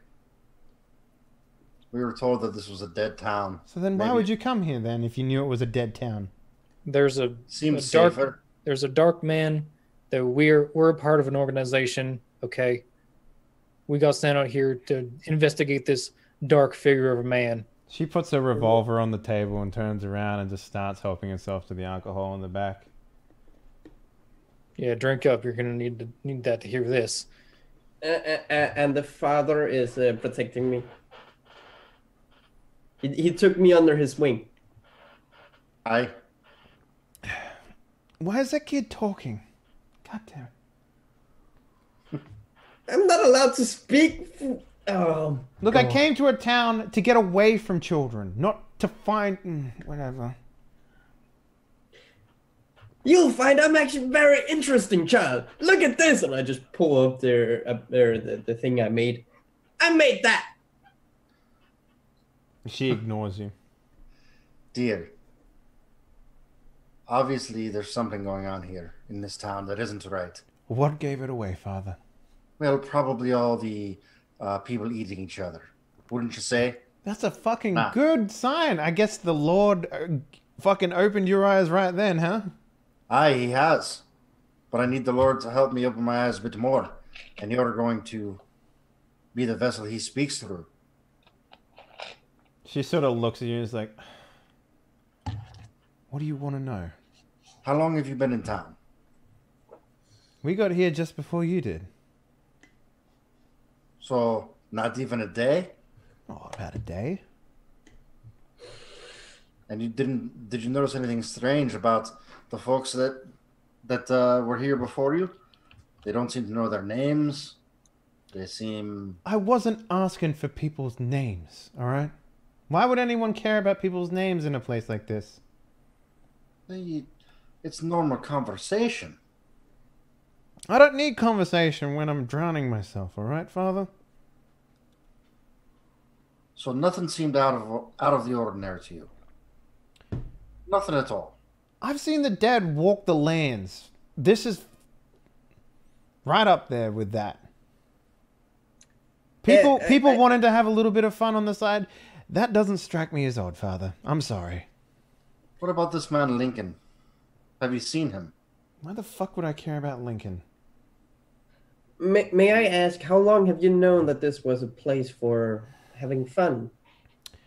I'd rather not fucking talk to the child if I can avoid it, please. Father, can you ask that? Answer the boy's question. I don't know. People hear things. How else do you know about things? Well, I find it strange that you've heard about this place being a town to come to have fun, yet we were told nothing of the sort. We were told that it was a ghost town for all purposes. My. A father of the cloth not knowing that people come here to have orgies. Go figure. Billy, are you a member of the clergy? Nope. Had you heard about the I'm sorry, that man doesn't look like the type of man that you would find at an orgy. No offense, your face is... She turns around and like finds another... Like, opens a bottle and smells it and just takes it. What'd you say? Yeah, well, your tits are misshapen. She just like gives you the finger while she's just drinking from the bottle. I'll grab another bottle, give her the finger. Fucking unbelievable. One person that actually has a name is the most unhelpful. Fucking stupid. Minerva, dear, we're trying to help. Yeah, I'll go kill those things. That'll help. We've killed some already. Obviously, we can handle ourselves. Well, good. Why don't you go drag my dead friends out of the pile of bodies that are writhing over there, and then we'll have a conversation, hmm? Dear, I go over to the door and just look out the door. Do I see anybody walking around? No. They're up there on the hill eating each other. You do hear the laughter of that one man who was having his skin pulled off. Is that laughter your friend? Yeah. Sick. Fucking metal, bro. Slayer. We might be able to save him, but I don't know how much he will help us even after we have saved him. He's just laughing at getting eaten. Is this kid like a fucking midget, like a human, like an adult? Like, what's going on here? He's I'm precocious. just very smart. So you've never met Lincoln? What? You know how often people come in town and go like, who's giving me all this free whiskey? No one does that, Father. Only suspicious people do that, Father. So That you have seems never like heard... that we need to go after then. If Lincoln's the dude doling out the whatever. Was that Lincoln's party? Do you know that? It was at his ranch, I'm assuming. Do I look like I ask questions? No, you don't look like you think at all, actually. If you like raise a bottle in your honor and be like, I'm glad you're catching on. And she'll just hold it up again and start drinking from it. All right, dear. Well, you keep yourself safe and cozy here, and we're gonna go figure some stuff out. By all means. Say hi to JC for me. JC? JC? She like looks at you and just like with a face. It's like, Jesus Christ. Ah. I make the sign of the cross in her direction. Yeah. Yeah, she does the same, but with an outstretched middle finger, you know. Yeah. Charming. I'd like my jacket back. She just sort of looks at you and she goes, "What, you're gonna leave me out in the cold like this, are you?" Yep. You've got enough liquid fire here to keep you warm, I'm sure. She would take the jacket off and throw it on the ground in front of you and go like, "It smelled like shit anyway." Probably. And take my jacket and like kind of throw it on, huff it, and like leave. It smells nice. Cool. Yeah. All right. So, what's the plan, gentlemen? I think we're going on a murder spree. Go see if there's anyone still there and just fucking go. Well, I mean, I don't know that we need to go on a murder spree per se. I think maybe, or at least go to the ranch house and break into it, see what's going on. well, yeah, I think we do need to get into the ranch house. I think maybe we should also see. I think Father Tom would want to see if there are any other survivors like Minerva. Obviously, she hasn't been in town very long, so whatever's affecting these people takes Takes a while to time. set in. Yeah. So it is possible there could be other survivors that we could get to safety. Well, the man is laughing still. Yeah, I don't think we can help him. Oh, His skin's getting pulled off. he could be just like Garrett, maybe. Is there? There's not a lot like me. Is there? So where all these things are tearing everything apart, like on the other, is there like a back way into the farmhouse or something? You know what I mean? I mean, it's a ranch, right? It's surrounded by open fields. If you walk up the main street, you'll get to the orgy pile, which is like in front of the front door, basically, of the ranch, almost. Right. But yeah, you could walk around. Unnoticed. Well, that's relative to whatever these things are, right? Yeah. So you don't know that, but yeah, try it. See what happens. Anyone got any stealth? I was saying, anyone got any better ideas? I sure don't have stealth. And I have stealth, but then it shows that I would be a young one, so it removes stealth. I'm just quick. I'm not stealthy. Just got the horse quick. All right. Oh yeah, how's the horses? Spooked. It's understandable.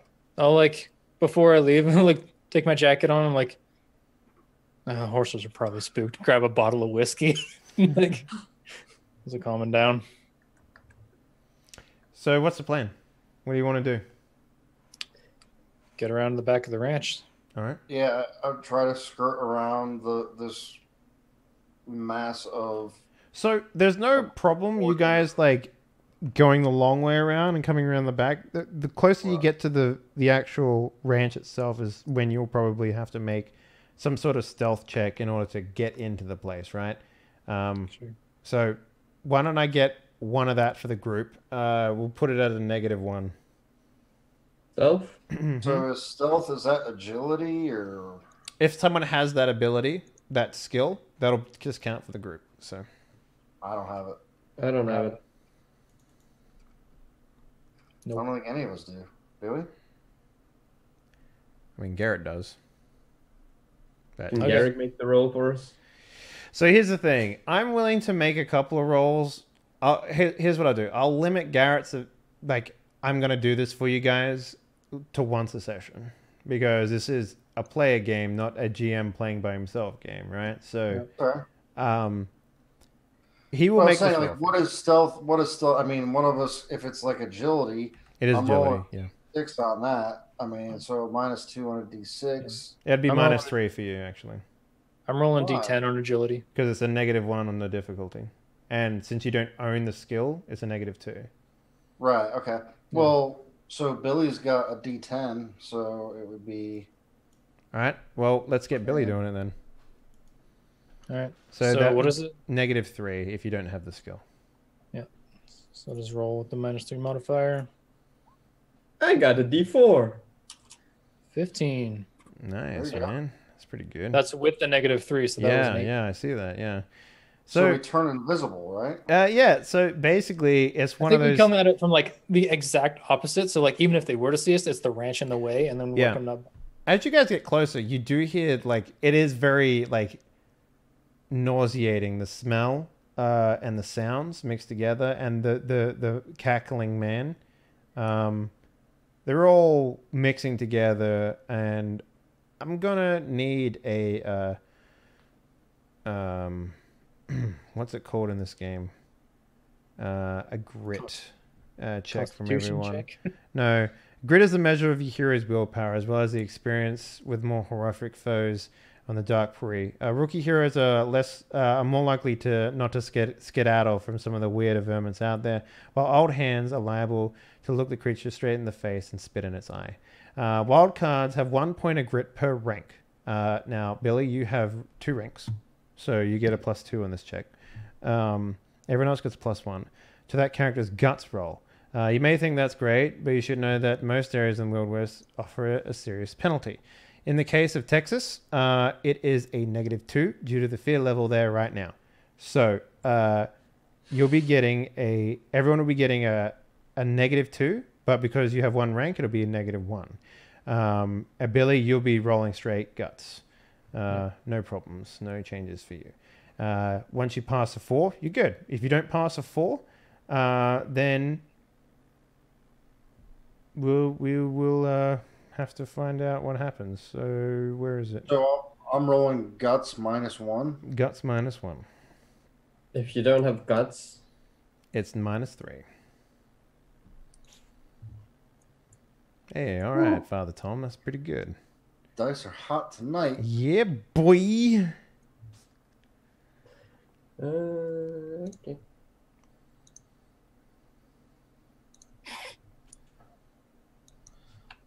Holy Billy.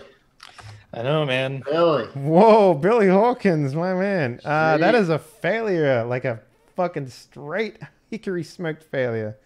Now, you can, if you wanted to. Oh, I'm gonna re-roll that for sure. Yeah, that's probably something you should probably think about doing. So white chip. White chip? Yep. All right. I would like to use my red chip. There you go. Okay. Just enough. You going to add a d6 to your roll? Is that what's happening? Yep. Okay, well, I get a chip. Thank you very much. You're welcome. D6. Wild die got a 20 though. Hey. Dang! Fuck, dude. I don't need that D6, but you're welcome. Well, there's no take backsies in this. I know. All right, so everyone passes. That's good. I don't need to work out what guts happen. So, it's one of those weird things where, like, you guys get closer and maybe there's, like, a shiver up your spine. And in fact, Billy, this is probably you're the one that gets affected the most by this. But I'm gonna shake it off.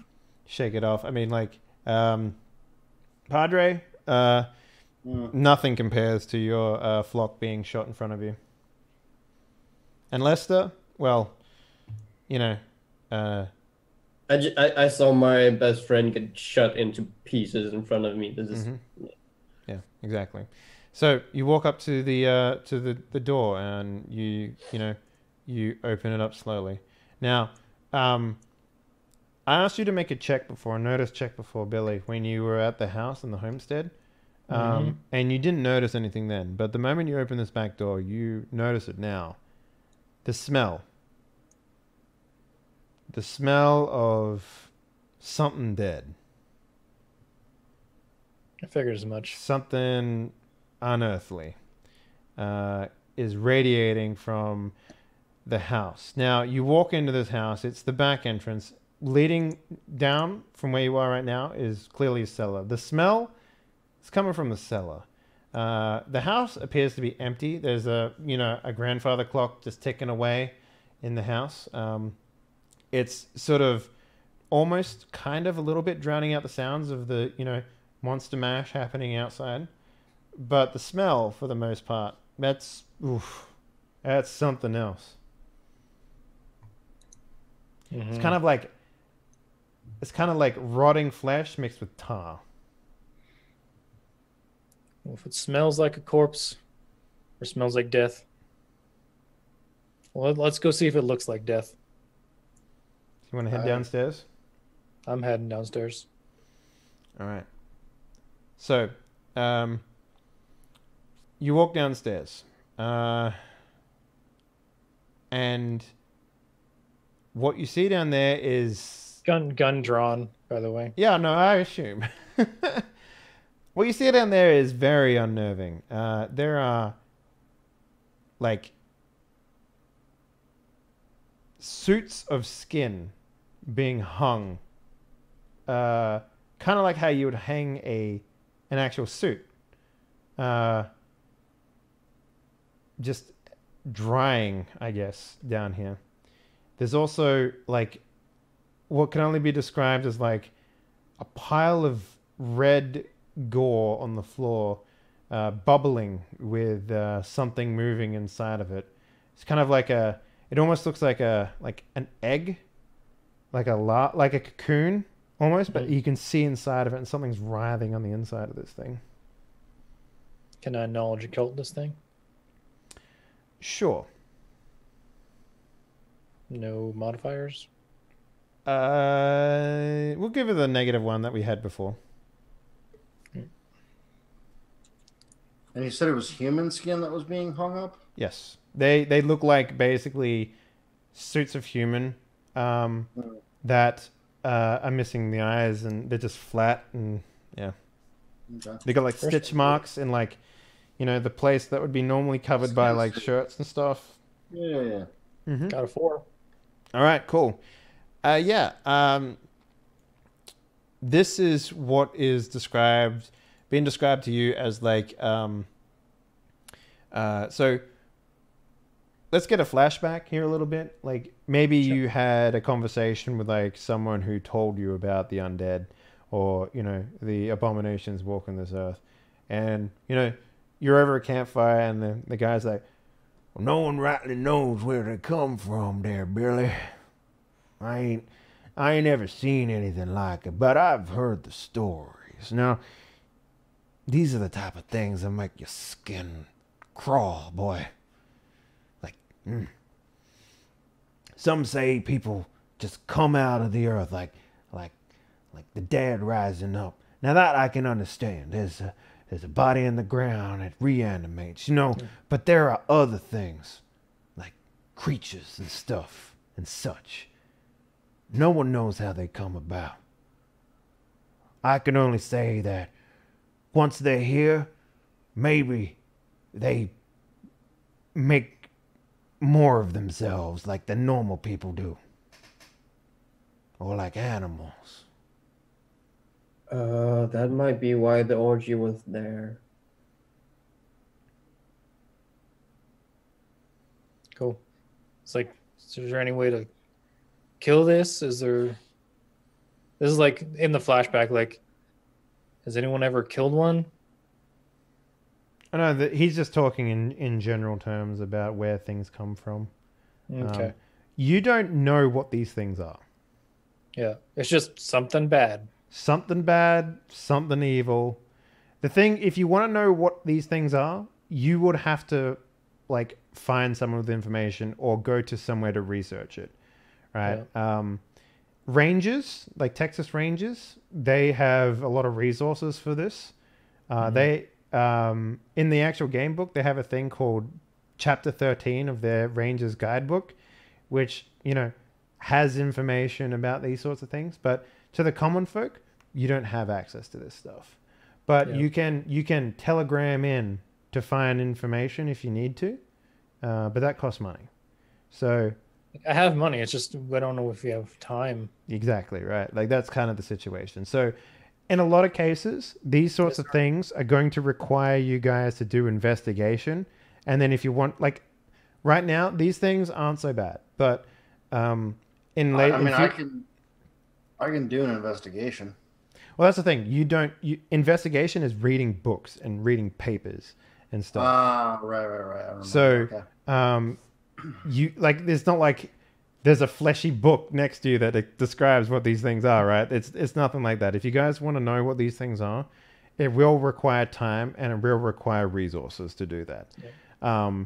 And in a lot of cases, you're going to run into things that just can't be killed by conventional means, right? Remember the story, Lester, about how the creature was put down by a dripping sword, right?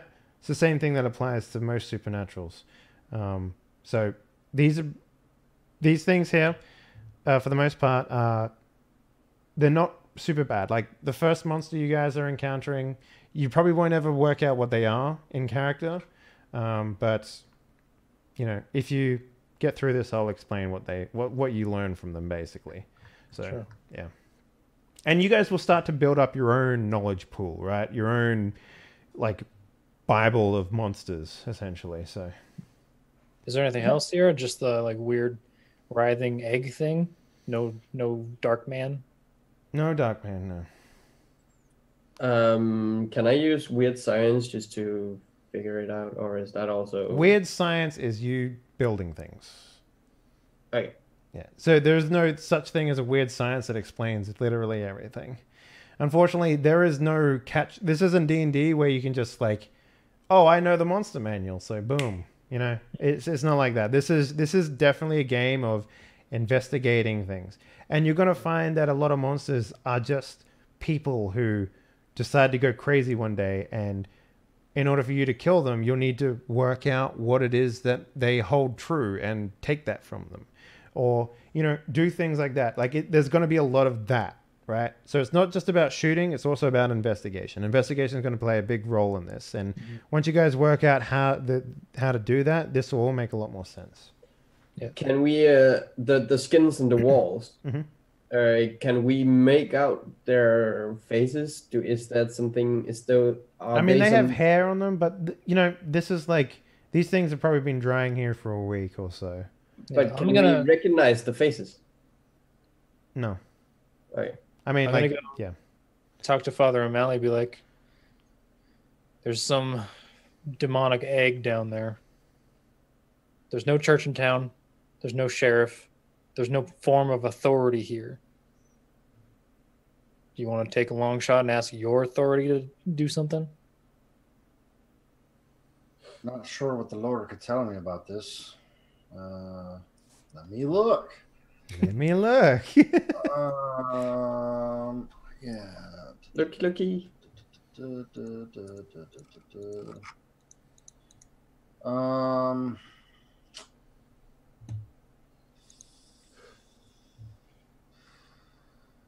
We look, we see the bones are gone.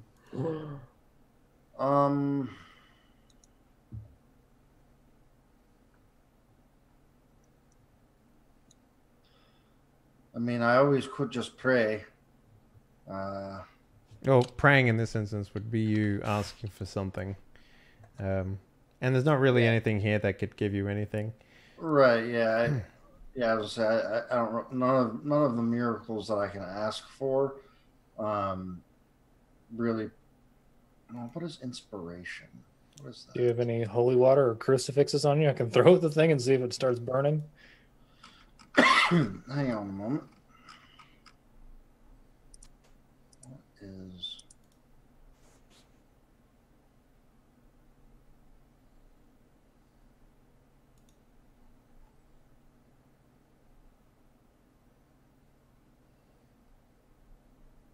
No, inspiration actually helps me lower the fear level of the area. That's interesting.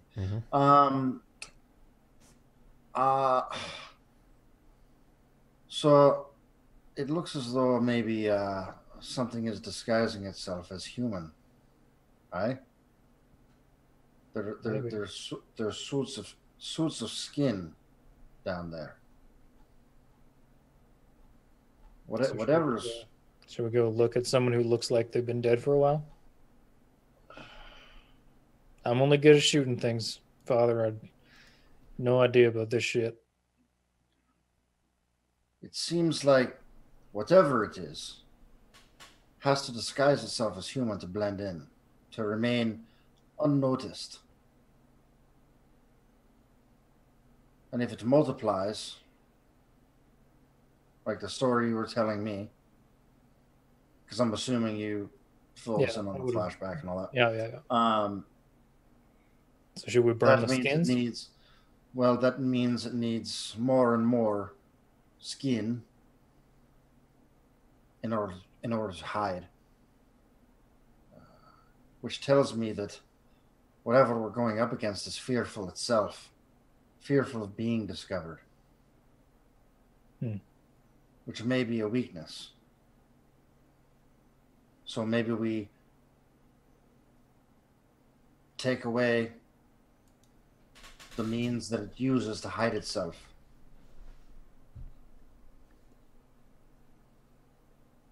Sounds legit. You want to take... We either burn the skins or take them out there to him, see which one freaks out the most. I say we start burning skins. Fair enough. What about the egg? Let it be consumed in the fire, my child. Okay. All right, so you guys set a fire in this house, and it's old and wooden. It wouldn't be very hard to burn it to the ground. I'd even look at the kid, and be like, "Hey, kid, you said you made a machine that could fire stuff up, right?" Well, if you got any ghost rock, yeah. No, this would work. You've made this work. It works for you. This is your thing. It works. Oh, I thought I needed the ghost rock to make it. Nope. It just costs you the points or whatever. Yeah, so you have 20 power points that you can put into a thing. And Okay. It takes 3 to use every turn. Yeah.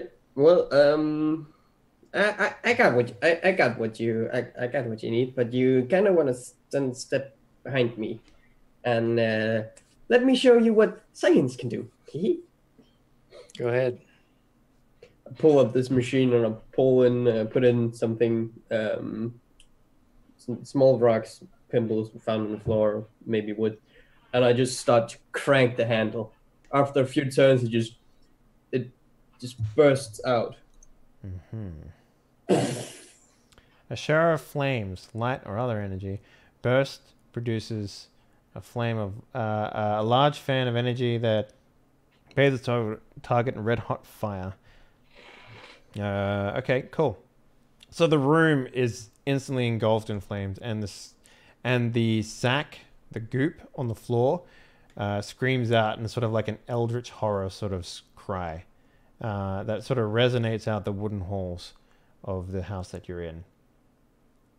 And we hear the sound of like those cries echoed back to you from the monster mash heading up upstairs.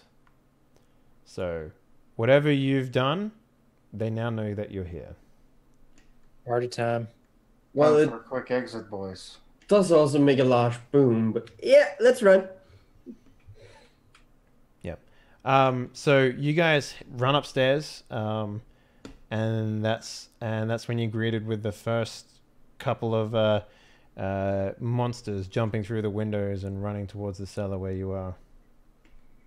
They're going towards the cellar? Yeah, where you've just come out of. And they see you coming out, and they're going to attack you. Oh, cool. Okay. Initiative then? Yeah, boy. So yeah, just mouse over the thingy and pull out your cards. Yeah.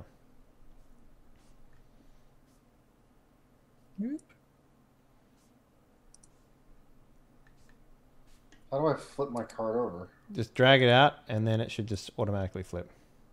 It's just hovering. If you release it, it flips. Okay, there we go. But there's like, do you see the card that isn't flipped over? That one there, the 3? Yeah, now you just move it underneath of a card. I don't see any flip card there. I only see a 3. Yeah, something weird happened. I see a face down card the same size as the deck, blocking that 3 that I drew. But that's fine. That's weird. That might be a glitch on your end. All right, so Drummer Boy, aka Billy, you're up first. There is 6 or so of these monsters running into the room. I mean, I guess it's fan the hammer time. All right. And I'm going to use my red chip, Okay. giving you another. Thanks, my man. No problem. Oh, what the fuck? I don't know, man. That's all 5 of the blue ones. That's all 5 of the blue ones. Yeah. All blues are gone, and Marshall got 4. I'm still calling cheat. Okay. So skill mod for shooting. I'll put +6 in the mod. Mm-hmm. And here we go. 1, 2, 3, 4, 5, 6. Okay. Damn. So those the look good. first one has definitely got a hit. Second one hits. Third one hits. Fourth one hits. Fifth one hits. Sixth one hits. So all 6 hit. Great. You are out of ammunition though, and there are definitely going to Yeah. be more people. So, I have 2 guns. I have 2 Colts. interesting. Yeah. Oh, did you roll with your negative 2 on each one? No, you didn't. By the sounds of No. things. No. So And- the only one that might have missed would be. Oh, also, you didn't add a d6. You just added 6. I did +6 to skill mod. Oh, it doesn't. Oh, it doesn't do a d6. Mm-hmm. So we're just going to re-roll them again. Yep. So it's -2, and then just add an extra d6. We'll So just... the skill mod is -2, and Yeah. then I rolled the d6s afterward. That's right. Yes. Ah, I gotta figure out how to fix this Mm-hmm. because I'm gonna be doing this a lot probably. We could probably make you a macro. All right. 1. Oh, goddamn. 2, 3. Why are those so low? 4, 5, 6. Because you're not adding a 6 Right. to it now, so you're only rolling a d10, man. So you know. Yeah. Uh, /R 66. mm-hmm. So yeah. Okay. So Okay, so 3 plus the first one. is a fail. Second one is what? 3 plus the first one is a fail. That's a 4. Oh yeah. Mm-hmm. So see. 4, 4. Third one's fine. Fourth one's fine. Yeah, I think you're all good. So Yeah. if you could Okay. roll me, what's the Damages. damage on your gun there? 2d6 plus 1, except for with the extra d6 from the thing. Mhm. So just add a mod to it. Yeah. Equipment. There is no mod. And there isn't. So I just do it normally and then roll the d6s again afterward, or add Yeah, the d6? we'll just add it afterwards. So yeah, it's just easier that way. Then you don't have to fuck with your stuff. 1, 2, 3, 4, 5, 6. Okay, so the only ones that count. So Let's if you could just slash roll it. for me, 1, 2, 3. Just roll 3d6 for me, please. Yeah, you're good for every shot. All right. So yeah, you just like, right, and it fucking just guns down all of these creatures, and like they're just coming down the hallway, right, and you just like fucking fan down the hammers like shooting It's fish. it's a little bit McCree, so it's just like they all kind of drop at once, and I'm Yeah. just like, So it's like Boom. yeah, it's Yeah. like shooting fish in a barrel almost a little bit, right? These creatures don't seem to be super difficult to put down. The keep was in here in this group as well. You noticed, but yeah, more show up. They're definitely coming from all angles, and you hear some coming from behind as well. So on this turn, we're going to have 5 more creatures attack the group. So let's go. We're going to have one of you get attacked, and Billy, you get attacked twice. Sweet. So the first 2 will be Billy. And, oh no, we will close that so that no one can see what these actually are. I probably gave it away though. We'll see. Last one were skinwalkers. I don't know. Mm-hmm. Yeah. Oh, it actually tells you what the roll was? When they roll, instead of like the name, it has like skinwalkers or like whatever. Oh, well, that's dumb. Anyway, whatever. There should be a way to hide that. Just be like question marks. I could just roll a GM, but that's no fun. Yeah. That's no fun. Well, then the stream and YouTube will still see it. Yeah. But I don't want you guys to be like, "Arr!" So don't worry about it. I'm just gonna roll openly. As long as you guys don't fucking metagame it, it's not a problem, right? So No, I'm not looking up the skinwalkers right now. It's fine. yeah, okay. So Well, having little skin hanging on the wall kind of gives the skinwalkers because kind of being worn. Maybe.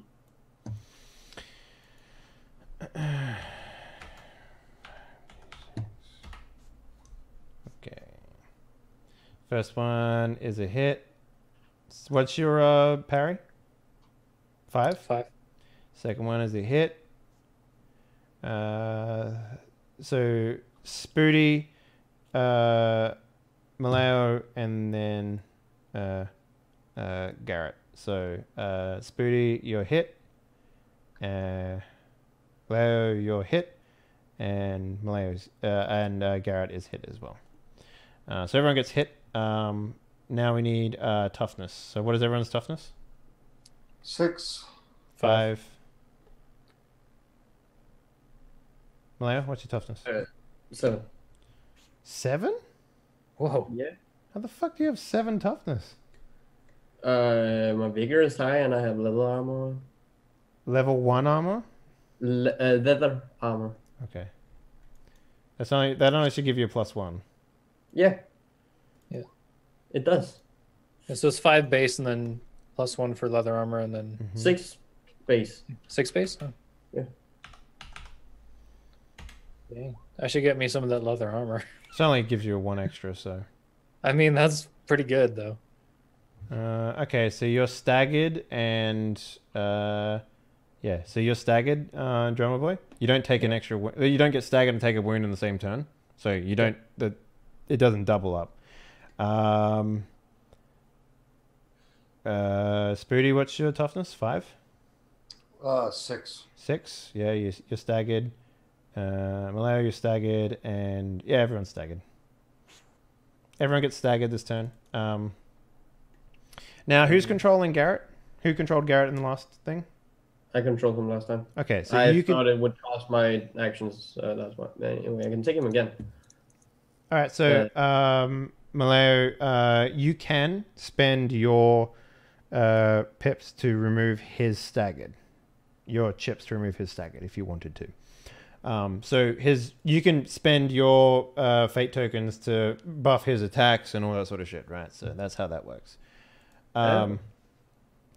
So okay, so yeah, you guys all got attacked.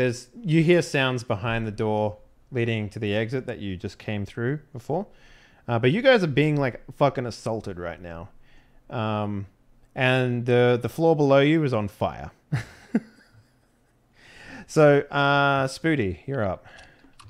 Yeah, so I guess I'll spend a chip to not be staggered. Yeah. Yep, sure. How do I? You could just move it out of your little box there, or you could make a spirit roll if you wanted to. I'll just spend the chip. Okay. Session's almost over, so I might as well use it. Yeah, just put it over that way. Yeah. Okay. So, what I am gonna do is I am gonna pray.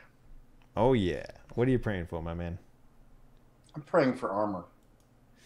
I like it. What does it actually do for you? So, armor creates a magical shield around a character that protects them from damage. Success adds +2 to toughness, and a raise adds +4. Okay, cool. So damage does not negate this bonus, but magical armor piercing damage does. Cool. Now, I don't know what trappings is, but it says for blessed, attacks simply miss. Yeah, so it basically trappings is like the flavor of the spell for faith-based characters, right? So it's God like pushing their hand out of your way, basically, you know, protecting you. So, what does it look like when you pray? So I Is it get just down like on- you just make the sign? Like, how do you do it? They give you an idea. No, no. I get down on one knee and I have rosary beads around my neck. I Mhm. clutch them, and in my head I say, "Dear Lord, please grant me the power to avoid the attacks of these horrible creatures, these poor lost souls. I need to survive this. Do your work." Okay. So, Faith roll, I believe. So it's faith roll with a -2 because you're making a novice power, right? So Because I'm making it what? this is a novice power, right? Hmm. I think so. Hold on. Yeah. Yeah. So if it's novice, it's -2. Okay. So yeah, go ahead and make that with a -2, please. Yeah. Got So you make a prayer, and it's not like you're filled with the holy righteous light or nothing, right? Right. But you do feel, you don't like God doesn't go cool, brah, and then like whatever. It's it. like like as a man of faith, you can feel when like it feels like someone is watching over you, right? That's pretty much what it feels like. Okay. You don't. It's not like go forth, my little steed, and slay away. It's not like that. So, yeah, but you feel that. Now you can make another attack if you wanted to. I do. Oh, actually, I no. will- So here's the thing, right? You need to mention that ahead of time. Actually, no, you can't because you get one action. Yeah, no, I'm sorry, my bad. You get Okay. one action. Yeah, that's fine.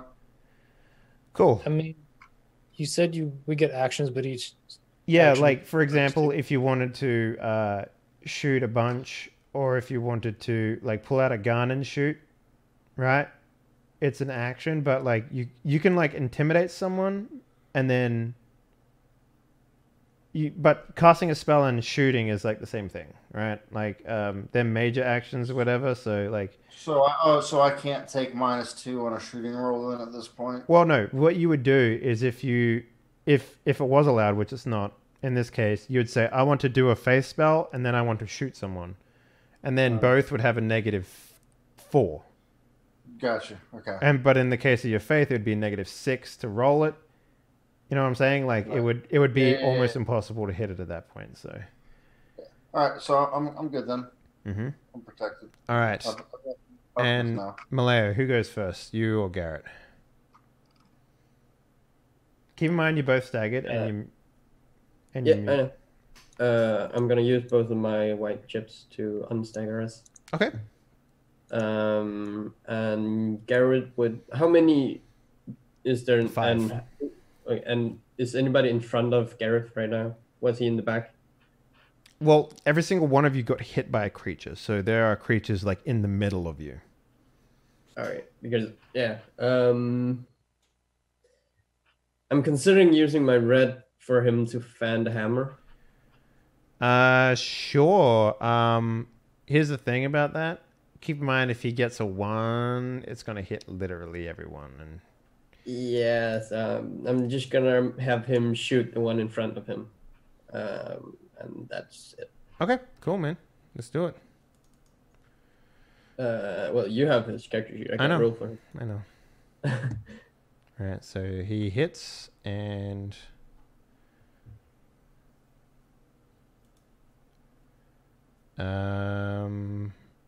I don't think that's enough to kill. So No, that's not monsters enough. have monsters have health. Monsters have toughness. Anyway, and that's his turn. My turn. I would. We're running up the stairs indoors, so my tomahawk would be the best weapon to use there. Mm-hmm. So I most likely have that drawn, Mm-hmm. if that's allowed. And then I would just hit the closest, the one who attacked me. Now, did you actually? Because I was distinctly remember you winding up a thing and burning everyone. Yeah, but then we started running backwards, away from the fire. But I weren't we? don't remember you saying that you pulled out your tomahawk. Well, I did I say can if call you allowed. on your shit, my man. Don't worry I about it. I did say if allowed. Well, then I'm gonna use an action to pull up my tomahawk. So and basically, yeah, this will be it's a -2 penalty. So here's the thing, right? You can equip yourself. You can take your entire turn and not be penalized, or you can equip yourself and hit, and this will be at a negative. I think it's a -2 to do that. That sounds right. Yeah. -2 to my fighting is bad. Well, I'm Well, gonna just you might as well try because you're also rolling a d6. So if you roll a 6, it's a hit. Yeah, so I'm gonna do that. Actually, no. You need to beat their parry Oh yeah. because melee is against their parry. So Okay. try it though. Go ahead. Yeah, fuck it, man. I mean, You've got a red dice. You can you add a d6 to it. It goes to both the hit and the damage. So, Oh yeah. Yeah. Okay. I'm gonna use my red chip. Roger that. To have a chip. Man, I love to this. try and do that. So roll your fighter and then roll a d6 No. Stop. with a -2. Make sure you add that -2 mod to it. Yeah. Plus. Oh yeah, that's the d6. So -2. Yay! Yay! Well, you got a 2, so roll that d6 for me. Yay! That's a 2. That's a 5. This thing basically just pushes your hand out of the way when you try and bring down the tomahawk. Yeah, I should probably wait with that. Anyway. Yeah. Okay. So now we everyone draw some cards. Hey.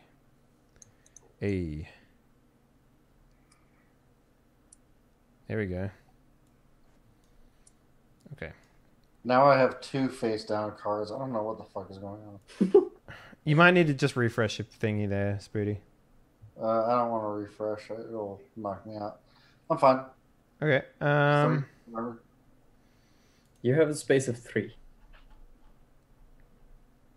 3 of speed. I just want to see the order here when it's mixed like that. All right.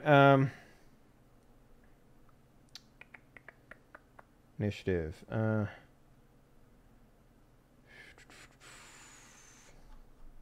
Does it go at the same time, or is it like No. tiered? There's okay. Tires are by suits. So spades first, then hearts, diamonds, and clubs. All right. So the marshal will go first, and then followed by Malaya.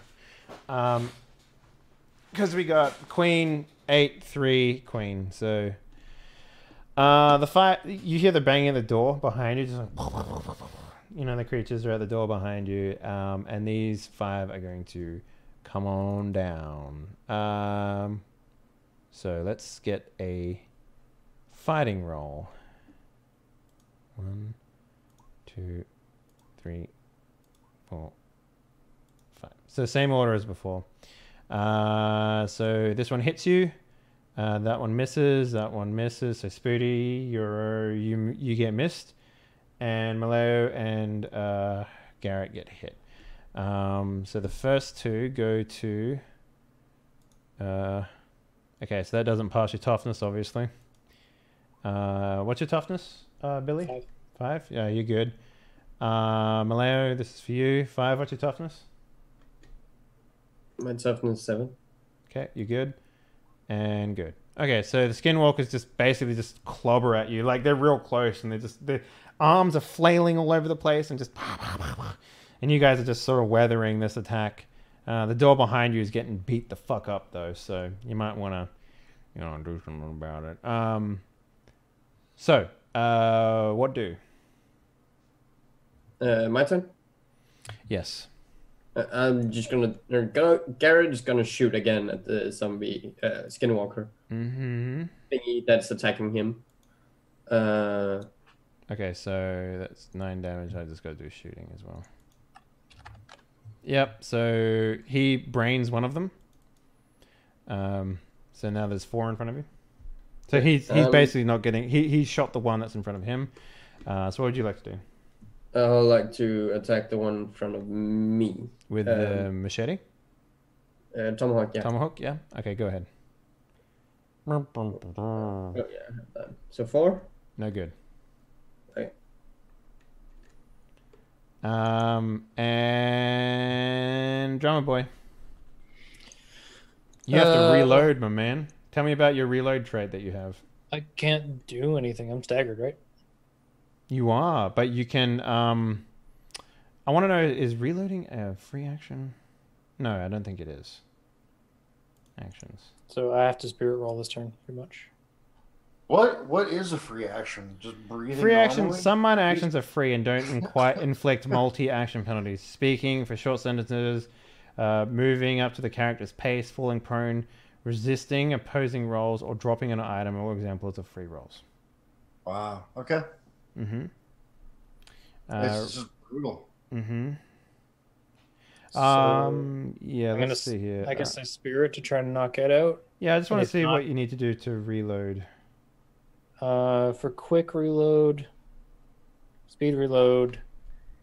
Your hero can reload one weapon on his action, ignoring the usual -2 penalty of shooting rolls. Yeah. So it in the is a same- -2, yeah. In the same round, so I can load and shoot in the same round without having a penalty. Yep. That makes sense to me. So you need to make a spirit roll. Yeah. And if you pass it, then you're fine. And you get your turn back next turn. So, but I can still take free actions even if I don't pass this. Yes. Okay. You're Oh. good. You're good. So Nice. you are Can no I longer take a staggered. free action anyway? Yeah. Mm-hmm. What's resist?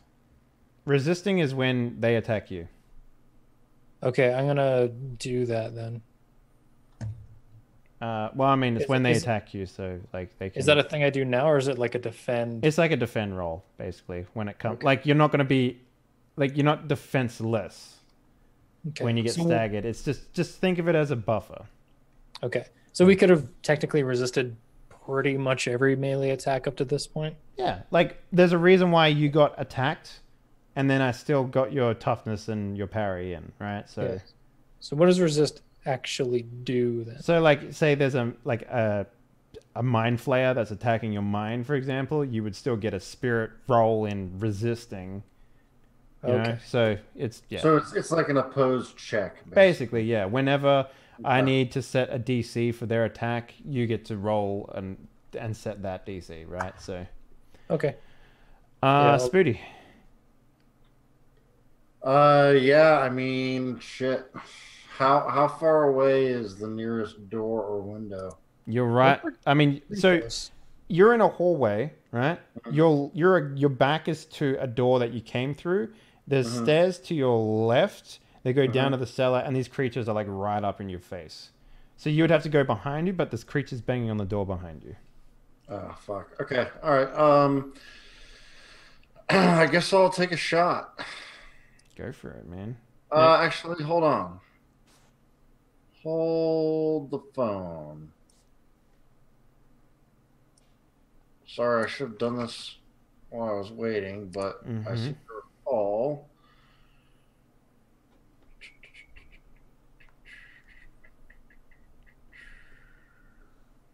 Where is it? Where is it? Ah, there it is. Okay. So, there is a prayer. Yeah.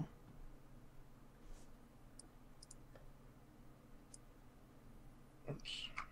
I've gone too far.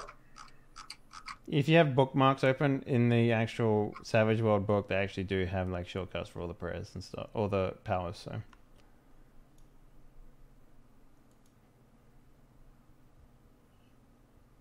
That's out of doors. Okay.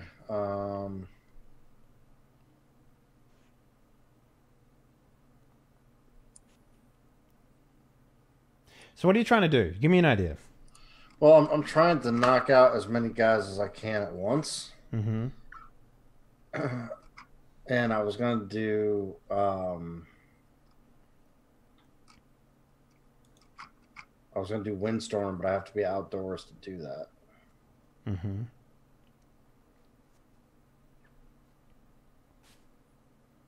Okay, so what do you want to do then? Hold on. Okay, I'm just going to take a normal shot. Cool, do it, man. Do it up. All right. Okay. No dice. You miss. I'll use my last chip To reroll? to re-roll. Yeah. Okay. Put that over there.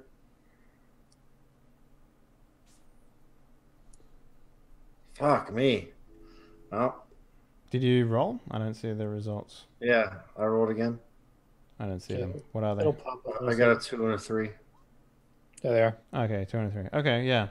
I mean, you shoot, and it's like these guys are like grabbing your arm, and like you're trying to aim down, and you just shoot over their head, sort of thing. Yeah. And that's it. So everyone, pull some more cards. Yeah. Can I? Did you see the chat, Dave? What's On that? Zoom? Oh, let me take a look. Sorry. We could cliffhanger it. Yeah. It's, Yeah. So if you want, we can leave it there. Just draw your cards, and we'll leave them up for next turn. Then. Okay. Yeah. I appreciate that. No Then worries. we get new chips for the next turn of combat. Yeah, I would be okay with that. That's not a problem.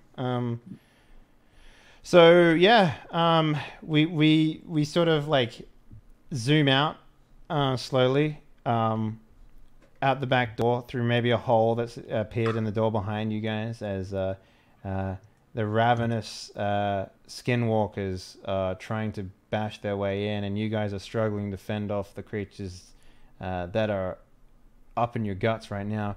Meanwhile, the house is on fire, slowly burning around you, and there's a woman drinking half naked in a bar not too far from you. Not really. But yeah, that's where we leave the first session. So good job, everyone. In We terms didn't of die. yeah, in terms of advancement, I'm gonna say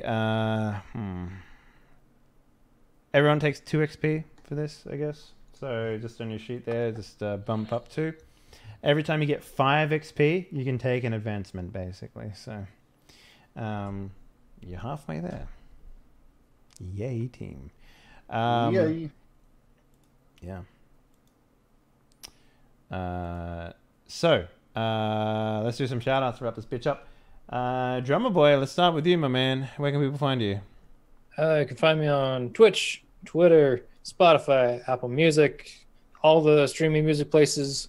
And then tomorrow I'm relaunching my Patreon. So if you want to keep an eye on Twitter, if you want to take a look at that, you can do that. Hell yeah. Hell yeah. Spooty McTooty McFruity McFather O'Malley. Hey, follow me on Twitch. You'll get notifications when I go live. I stream or tend to stream usually pretty weird games. That's what I like to do. So it's always fun. And also on my Twitch page, you'll find links to like my Twitter and YouTube and all that good stuff.